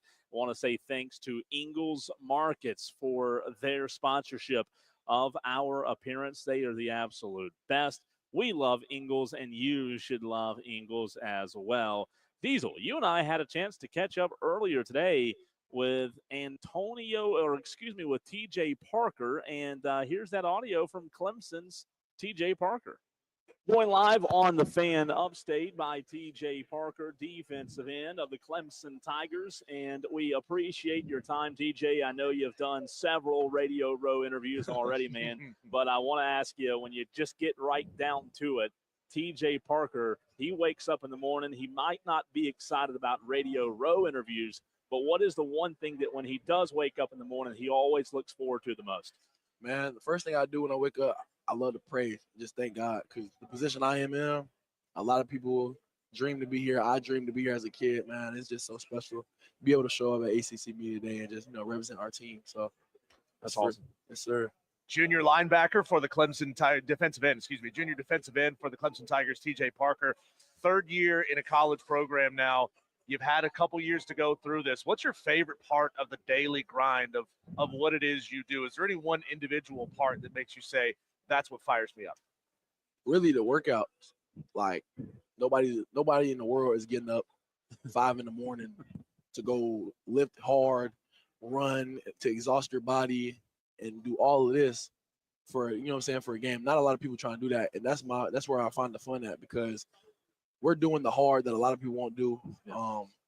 And it's amazing being able to bond with your teammates as they're going through hard with you. It makes our bond a lot stronger, man. And that's one thing I just love, this early morning workouts. TJ, last year to this year, 105 tackles for you last season, 2024. What's different about this year's defense under a new regime in Tom Allen? Man, we got a whole different mentality to the game, man, and he demands a lot more from us. A lot more accountability is held, and I just love that. He's a coach who wants to coach you hard, and for me, I need somebody who's going to be in my face and tell me when I'm wrong and help me get better and just teach me life, you know what I'm saying? And that's exactly what Coach Allen's been doing for me, and I'm just super excited to see the season roll. TJ, you talked about bond in that last answer, and something that not a lot of other teams that have been here at ACC Media Days can say. This Clemson defense and this Clemson team in general has so much continuity from year to year to year. A lot of teams are loaded down with transfers. That's not the case at Clemson. What does that build for you, and what do you gain from having that level of continuity that you think a lot of other football programs in America struggle with? I think the biggest thing you'll see then is when adversity hits. I understand everybody I'm playing against. Playing beside. You know what I'm saying? I understand how they are as a person, off the field, on the field, whether it is. We've done life together. So it's like I understand who they are and what they do. And it makes it easier for me to pump them up, get them going, or hold them accountable to whatever, because they understand where I'm coming from. Whereas if I was meeting somebody new, it's like, who are you to tell me that? You know what I'm saying? So that bond that we have, we're so close. It's like nobody's above this team. We all understand the bigger goal we're trying to reach, and we all trying to do whatever it takes to get there. TJ Parker joining us on the Fan Upstate of the Clemson Tigers. I want to ask you about this defense, especially the defensive line. You had 11 sacks a season ago. When you look at, and by the way, we talked to several quarterbacks yesterday who brought this up. When you look at your front, you've got Peter, you've got weapons everywhere. What's going to make this defensive front really unstoppable in your mind in 2025? Man, I think really what's come down to it is literally the bond we have. I know it's cliche to say, but we're playing for each other. You know what I'm saying? For me, I'm playing for Woodhill. I'm playing for Peter. I'm playing for DeMonte K-Park. For me, playing for them, it boosts. I'm not only doing this for myself and for my family. I'm playing for them too, because they count on me as much as I count on them. Yeah. You know what I'm saying? And if we all count on each other to do our job and to execute in a certain way, we're going to do it, not thinking of ourselves, but thinking of them. I love that. At what point on game day do you really click in? Where does that, when you mash that gas pedal, when does that happen for you? Is it 20 minutes before kickoff? Is it running down the hill? Is it, first time you get in? Great answer. As soon as I wake up. I kid you not, the moment I open my eyes the first time, the day we have a game, I'm ready to go. You know what I'm saying? That's why I love noon kickoffs as well, just because I get to wake up and go play football. And it's, for me, it's like I always try to find something that day to make me mad. Whether just so I could take, you know what I'm saying? Because me, I love taking anger out in football. So if I can find something that could just make me mad, even if I got to make it up, just to give myself some type of competitive advantage in my head to compete with myself, I'm going to do it. You know what I'm saying? So I wake up on that. You know, Michael Jordan was famous for that too, looking for anything to make him mad. Sure. No, it's a good point. I want to ask you, going back to the defensive front a minute ago, you talked about the bond that you guys have.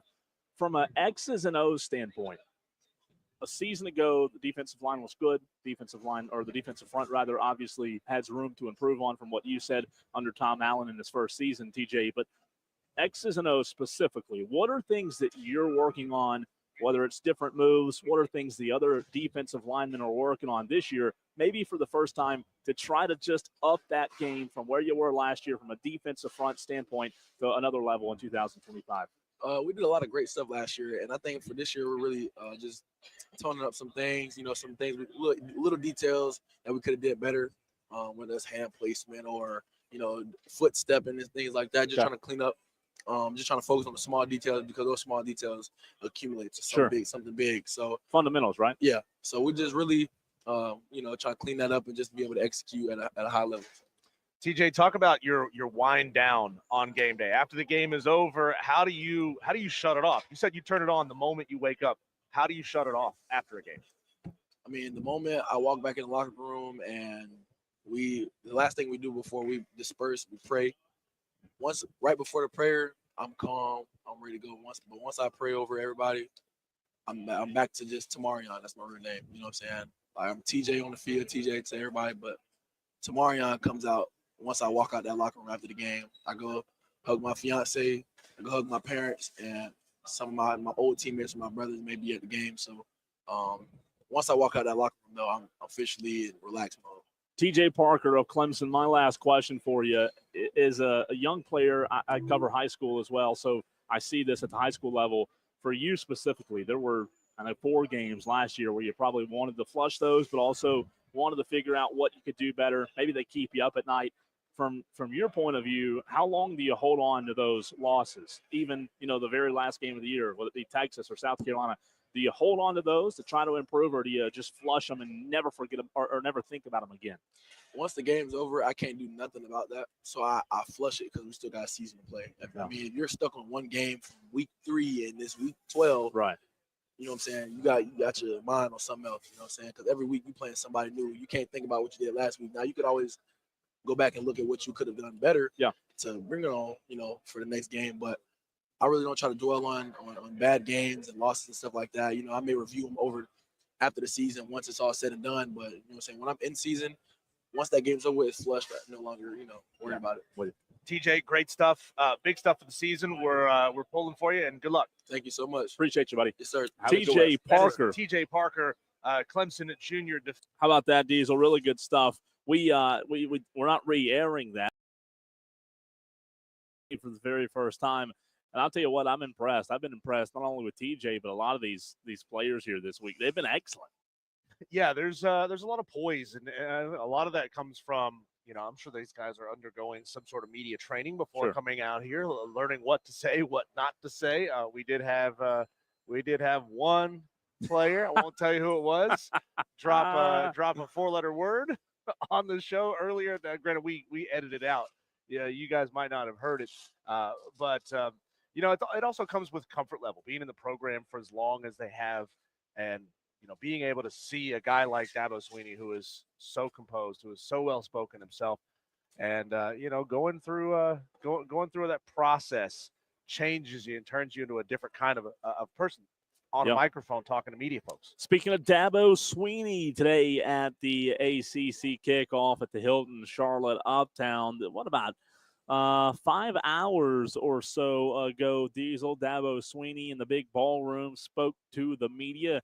His opening statement was only like 2 minutes today, believe it or not. So a little short for what Dabo normally does in his opening statement. However, We're going to skip that opening statement, and we'll start where the question started. So here's Dabo Sweeney earlier today. And Tolos, if you're a Clemson fan, turn it on, leave it on, tell a friend. Dabo Sweeney right here on the Fan Upstate. Kenton Gibbs with Locked On ACC. Coach Sweeney, there was a time a few years ago where people were having that conversation of had you fallen off at, a 10-11 game or 10-11 win season. What does it say about your consistency as a program that there's a perennial expectation of national championship or bust darn near? Well, I think we've earned that through consistency. I mean, we did something last year that only 4 teams in 160 years of college football have done. And, Nebraska did it with Coach Osborne, Coach Bowden at Florida State, Coach Saban at Alabama, and now Clemson.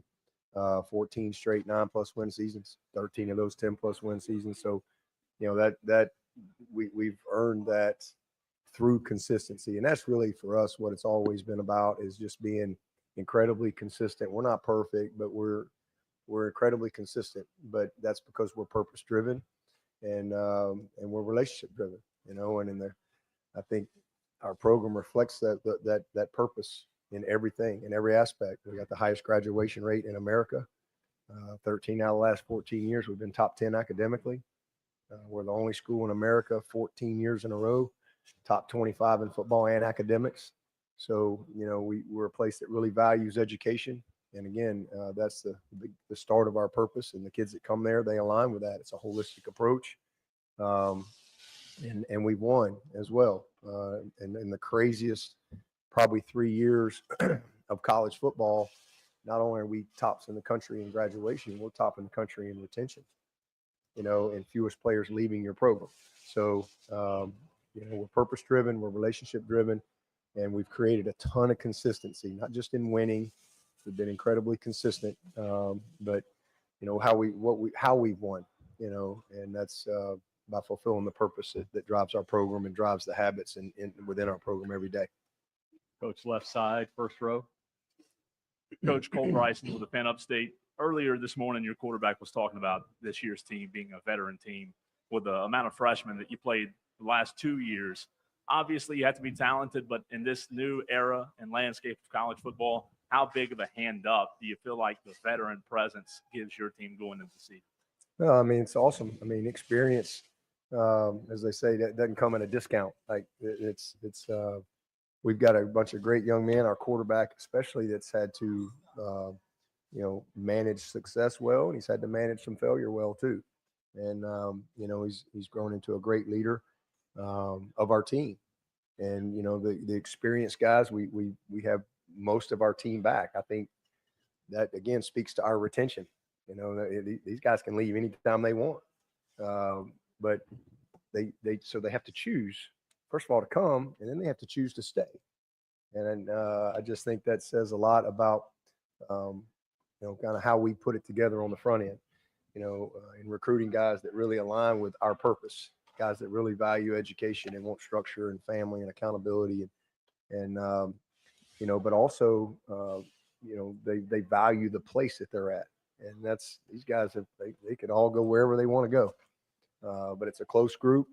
They've done football life together for a few years now, and they've had some success. And certainly last year, and getting a chance to kind of maybe get a little glimpse at the top of the mountain, that's certainly given them a little fuel as they've gotten back to work since January. But great leaders that really truly care about each other.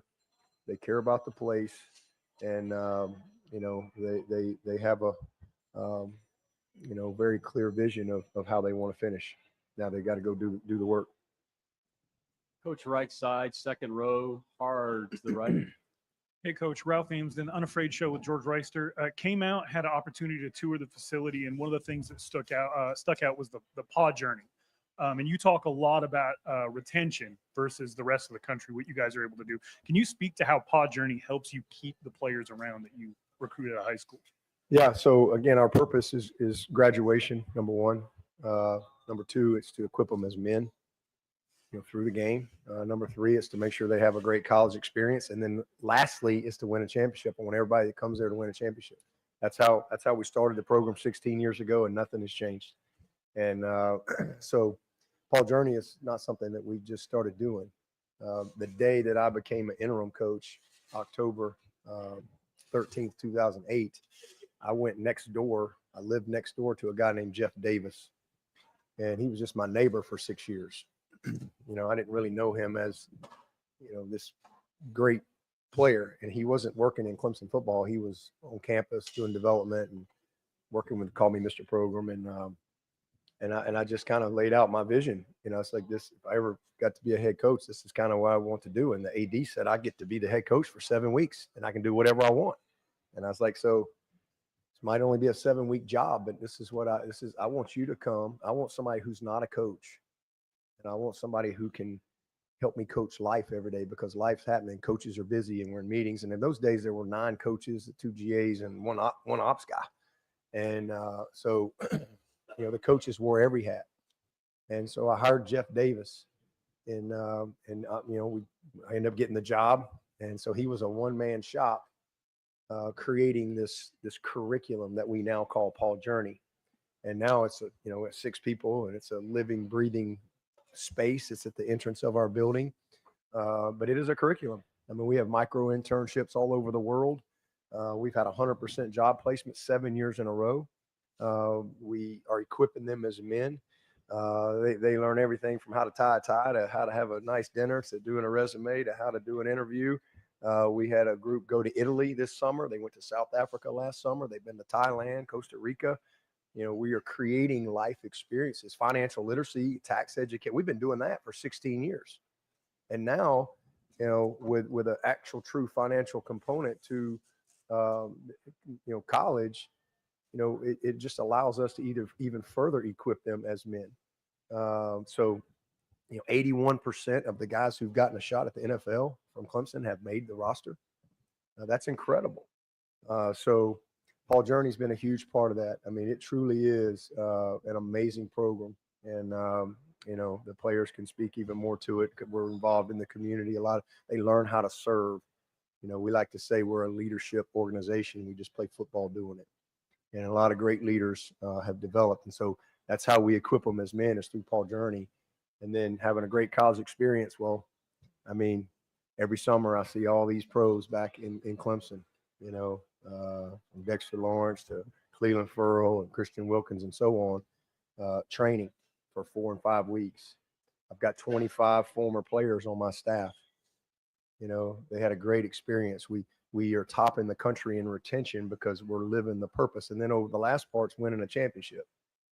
And so 16 years later, if you say you're purpose-driven, then you ought to have purpose-driven results. And we have the highest graduation in America.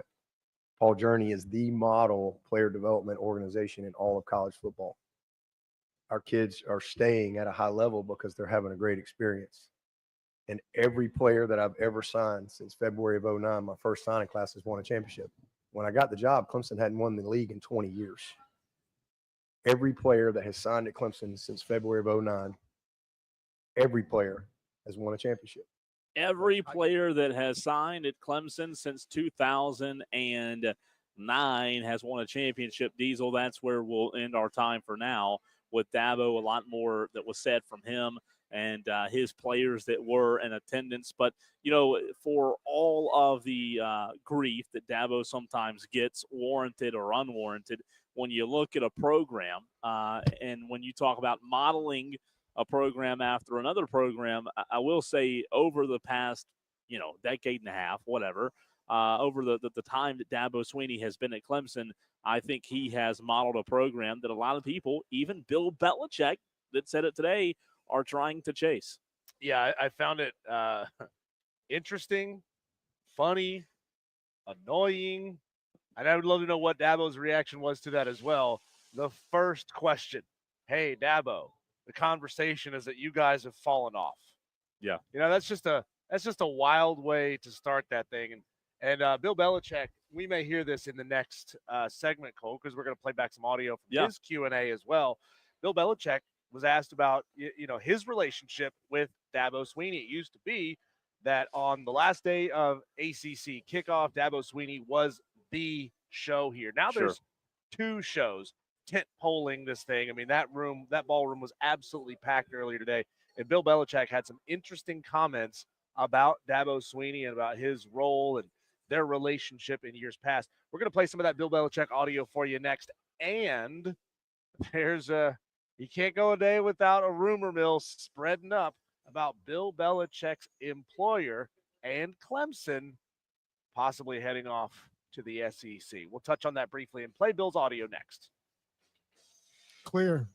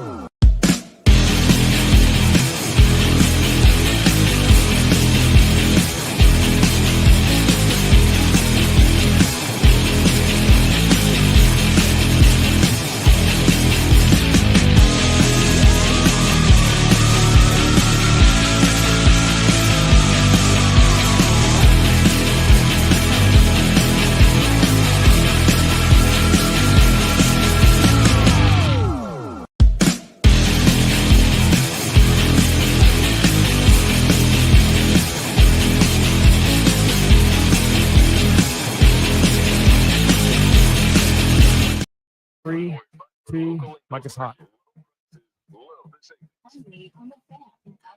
Well, Tolos, that is live radio for you here at the Uptown Hilton in Charlotte ACC Media Days. We appreciate Ingles for being the sponsor of getting us here. And as the facilities crew was working on kind of breaking some things down, I think maybe they wanted to go home a little bit early, Cole. They accidentally pulled the power and the internet.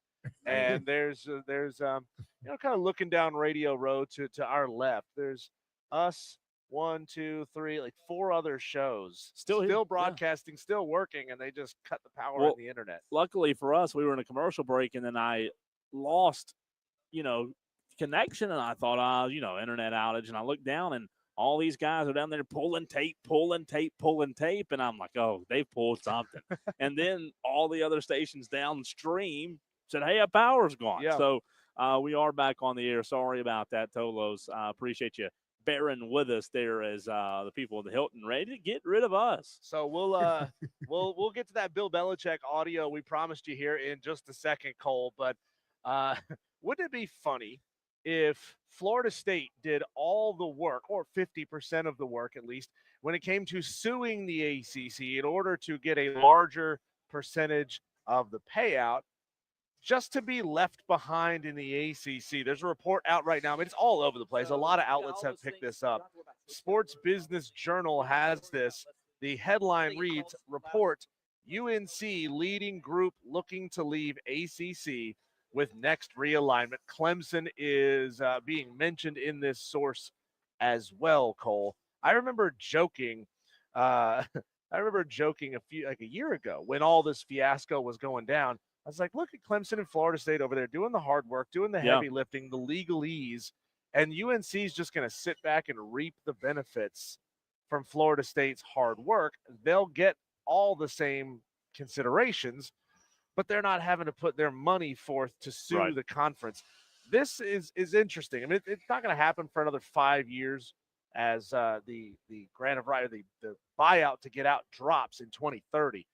But, fascinating for this to happen while we're here at ACC Kickoff. And that's what we were talking about earlier. When I brought this up, I saw those rumors on Twitter, and I didn't know if they were true. And then On3 Sports reported it, and, I mentioned it. But there was, I think right now still in its it's still in its infant stages. So hopefully, okay, thank you, sir. Hopefully, we'll see. Like you said, still 5 years off, but. So let's get to this audio again. We had a new rock star in the building. Dabo Sweeney has been the rock star on day 3 of ACC Kickoff for the last couple of years. This year, a new challenger has entered the chat. Bill Belichick took the podium, Cole, and we got our first glimpse of what a Bill Belichick North Carolina team could look like. Here's that audio. Appreciate everybody coming out today. It's really exciting for me to be here. Start with Chancellor Roberts. He's made such a huge difference, and the opportunity to come to North Carolina. Been very supportive.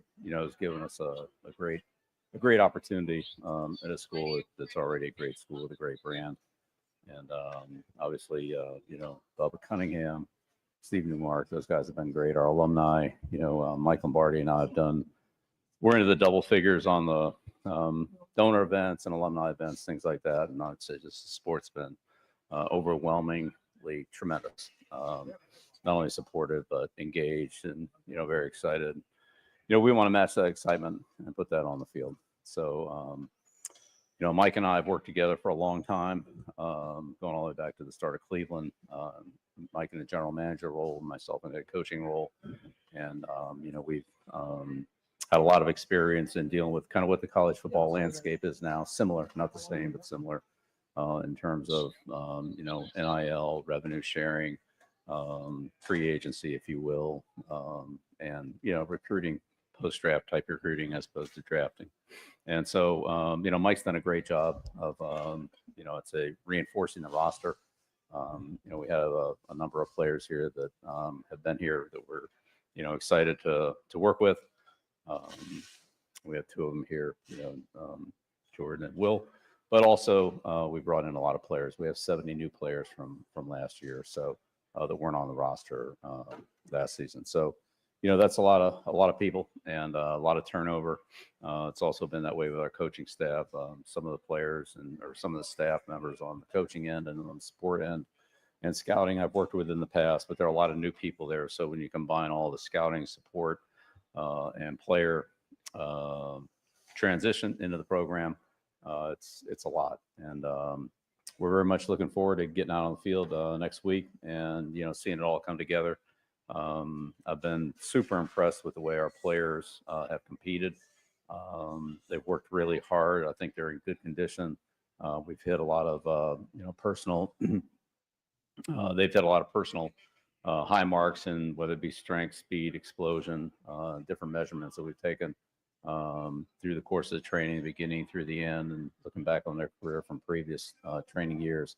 Like, these guys have really worked hard, and they have a lot to show for it. And so we're almost at the point where we can get out there and start putting together the chemistry, the timing, the execution, the communication, that we need to have on the field. But Mike and his scouting staff have really, between the scouting on the freshmen or the incoming recruits, the 26th class, which is already looking like that'll be a pretty positive group, and 2 transfer portals. The roster is very competitive, and I look forward to seeing how all that plays out. And everybody's got a lot of focus, obviously, on the TCU opener, which is in our sights. But really, right now, the big thing for us is just stacking good training days, one on top of another, one at a time, and being ready to go not only for the opener but for the entire regular season and the ACC schedule. So, that's our outlook. Just put good days together, take advantage of every opportunity. Don't let any days go by where we don't continue to improve, get better, and get closer to becoming the most consistent and best football team we can be when we step out on the field, and that'll hopefully continue every week. We'll continue to improve as a team and all the way through the course of the season. So that's what we've always tried to do, and so that'll be our goals this year. Coach, thank you. We will take questions from the room as it has been in the past. Please identify yourselves and the agency that you are with, and we'll get to as many questions in 10 minutes before our student athletes as we can. And our first question will come first row, left side, coach, right in front. Dan Tortora, wakeupcalldt.com. Coach, coming to this specific institution and developing these players off the field, why it was right for you to come to North Carolina and develop these Tar Heels? Yeah, thanks, Dan. Developing players is really what coaching is. That's what we do. We take great pride in that, myself and our staff, and players who want to be developed. So a Carolina player is a player who wants to be a good football player, who wants to work hard, who wants to make a commitment towards improving on a regular basis, both training and team execution on the field. And so when we get those players, we see a lot of improvement, a lot of development, and that's going back, whether it was at Cleveland, where Mike and I put together an offensive line where, 4 of the 5 stars are free agents, or at New England where he had a number of, low draft choices or high draft choices, I should say. I'd say Brady and Edelman, players like that, who turned out to be great players, as well as some of the other players, are higher picks that developed, like Gronkowski and so forth. So development's a big part for us, and players that want to come in, work hard, be good players, learn and compete. Competition is what makes us all better. Again, the best competition for me, I learned the most from, going against, great offensive coaches like, Andy Reid and Kyle Shanahan, Mike Shanahan, Joe Gibbs, and all those guys that I competed against. That's what made me great as a coach, or made me work the hardest as a coach, was to compete against those people. And so same thing for the players. Internal competition, the competition we have daily on the field, will get us most ready for the competition that we'll face on Saturdays or whenever the games are. So thank you. Coach, right side, 5th row, hard to the right side. Right. Standing up now. Yes. Hey, Coach. Thomas Christopher of the League Winners. I have a 2-part roster building and general football question for you. Do you believe that the evolution of the fullback position kind of being turned more into an H-back role was more due to roster flexibility and player versatility, and with the cyclical nature of football, do you see that position kind of being revitalized now that defenses are more finesse driven? I'm going to pause well, this real hopefully- quick, Diesel. Can you imagine getting a chance to ask Bill Belichick one question, and that's the question you asked him? Yeah. About a H-back? Are you kidding me? This feels like something he wanted to sound smart. Smart or something? Coach, give me this deep-seated opinion on why you God. think that is. Come on, man. You're here to talk about North Carolina football. And what a bozo. You get Belichick. They actually call on you because, I mean, everybody had their hands so many hands up to talk to Bill.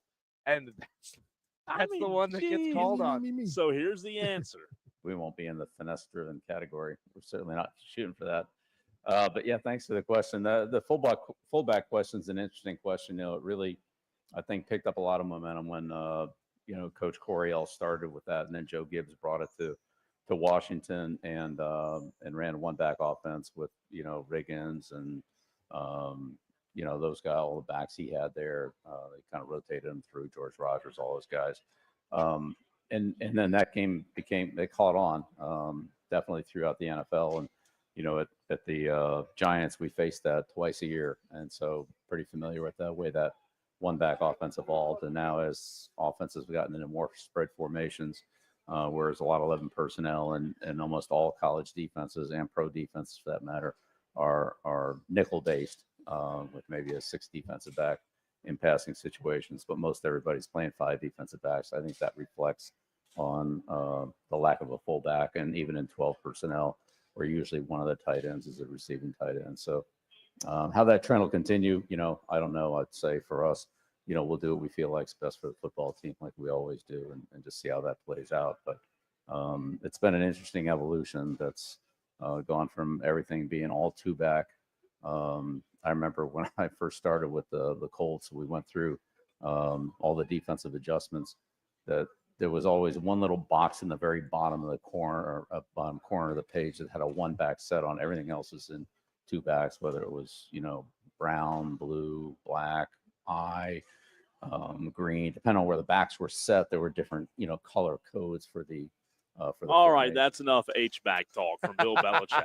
Thanks to whoever asked that question. And look, you got a limited amount of time with Bill Belichick. 10 minutes worth of questions, and that's it. And hey, Bill, let's have a deep conversation about the halfback. What a bozo. That's what a bozo. Coach, what do you think about paint drying? Do you think water-based dries faster than oil-based? Yeah. And can you go into the nuances of why? Hey, Deez, I'll tell you this. You and I, at 2:30 today, it didn't air, but it's airing it in 15 minutes, had a really good conversation with Will Vandervoort. Clemson fans, you're going to love this coming up at 6 o'clock. We're going to push it to the Odyssey app at 6 and kill the stream. But Will Vandervoort at 6 o'clock, it is great. It's not a replay. You're hearing it for the first time. It wasn't on Rob Brown. This is for the first time, Will Vandervoort of the Clemson Insider. But next, let's take a whip around and look at our Daily Wires.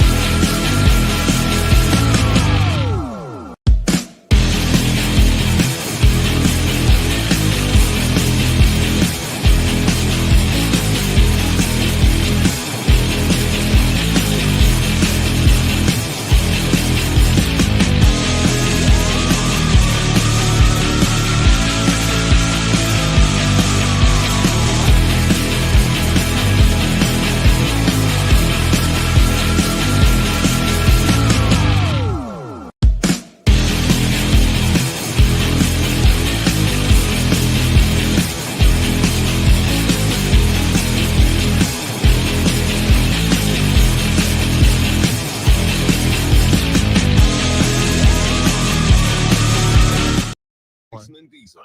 Mike is hot. Local Ingles Market. Low prices, low the savings. Only on the Fan Upstate. Well, we've got Will Vandervoort of the Clemson Insider joining us in 12 minutes. But first, Diesel, it's our whip around. We call this the Daily Wires. I wonder what Phil Kornblut's going to do behind us. Phil Kornblut's show is 6 to 8, and they're shutting the convention down. Yeah, Sorry, that wasn't Daily yeah. Wire. I just saw Phil packing up. I don't know what Phil's going to do. He was supposed to be here from 6 to 8, He might be doing it from the lobby downstairs. Diesel, the Atlanta Braves did it again. Another day, another loss. This time 9-3 to the San Francisco Boo. Giants. But the good news, Braves are off today. Can't lose. Yep, we weren't positive enough. Colorado Rockies in I saw this on Twitter this morning. They ended a streak by recording a zero. Rookie right-hander Tanner Gordon pitched 6 innings as the Rockies beat the Cardinals 6-0. What was special about it? Diesel, they ended a streak of 220 games, the third longest in MLB history, since they kept an opponent from scoring. Oh, my goodness. Think about that. Think about that. That is absolutely wild. Shohei Ohtani homered for the 5th consecutive game on Wednesday. He's on a tear right now, tying a Los Angeles Dodgers franchise record. New York Yankee star Aaron Judge was the last player to homer in 5 straight games, accomplishing the feat last year. At Big Ten Media Days, Penn State coach James Franklin said when the Big Ten went to 9 conference games, you can make the argument that maybe it was the worst decision the Big Ten ever made. Interesting. And now you got the Big Ten trying to push the SEC to go to 9 games.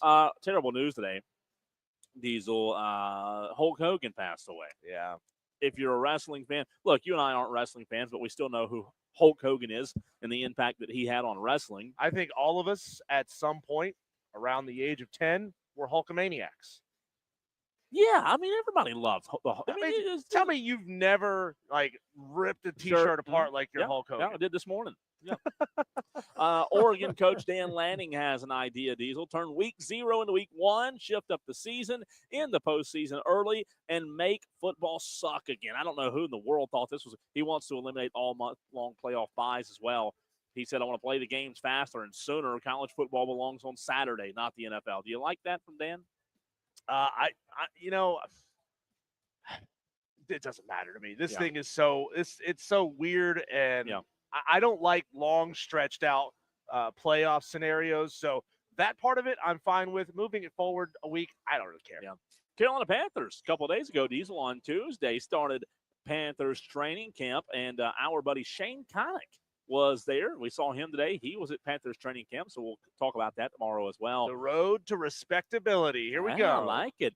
How about this news today for Braves fans out there? Jesse Chavez has officially announced his retirement at age 304.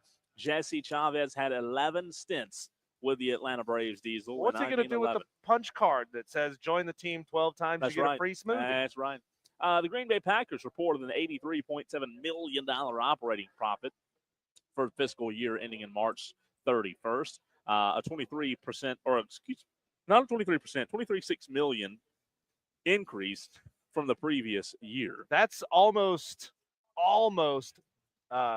gaining 50% more profit in 1 year. Yeah, we talked about this. North Carolina Tar Heels reportedly exploring a potential move from the ACC to the SEC. And last one for you before we run to a break. Air Bud returns. A new feature film set to be released in summer of 2026 will bring back the beloved basketball playing golden retriever, Buddy. Who's not excited to see that precocious pup pop some threes? It's true. I love it. I love it. Those are your Daily Wires. Did you realize that there were 15 Air Bud movies in that franchise? I still don't think that's true. I know Air Bud, and I'm sure there was an Air Bud 2 because there's a number 2 for everything. And there was one where he played football. Those are the only ones that I know. It's like the Ernest movies. You didn't realize how many movies Ernest made until you see them all lined up together. True. Tolo's been an absolute blast here at ACC Kickoff at the Hilton Uptown. We appreciate all their hard work. We appreciate Ingles as well for getting us here. When we come back, Will Vandervoort of the Clemson Insider. This is good. I can't wait. Clear. Sorry, I thought you were going to keep talking to me. My fault.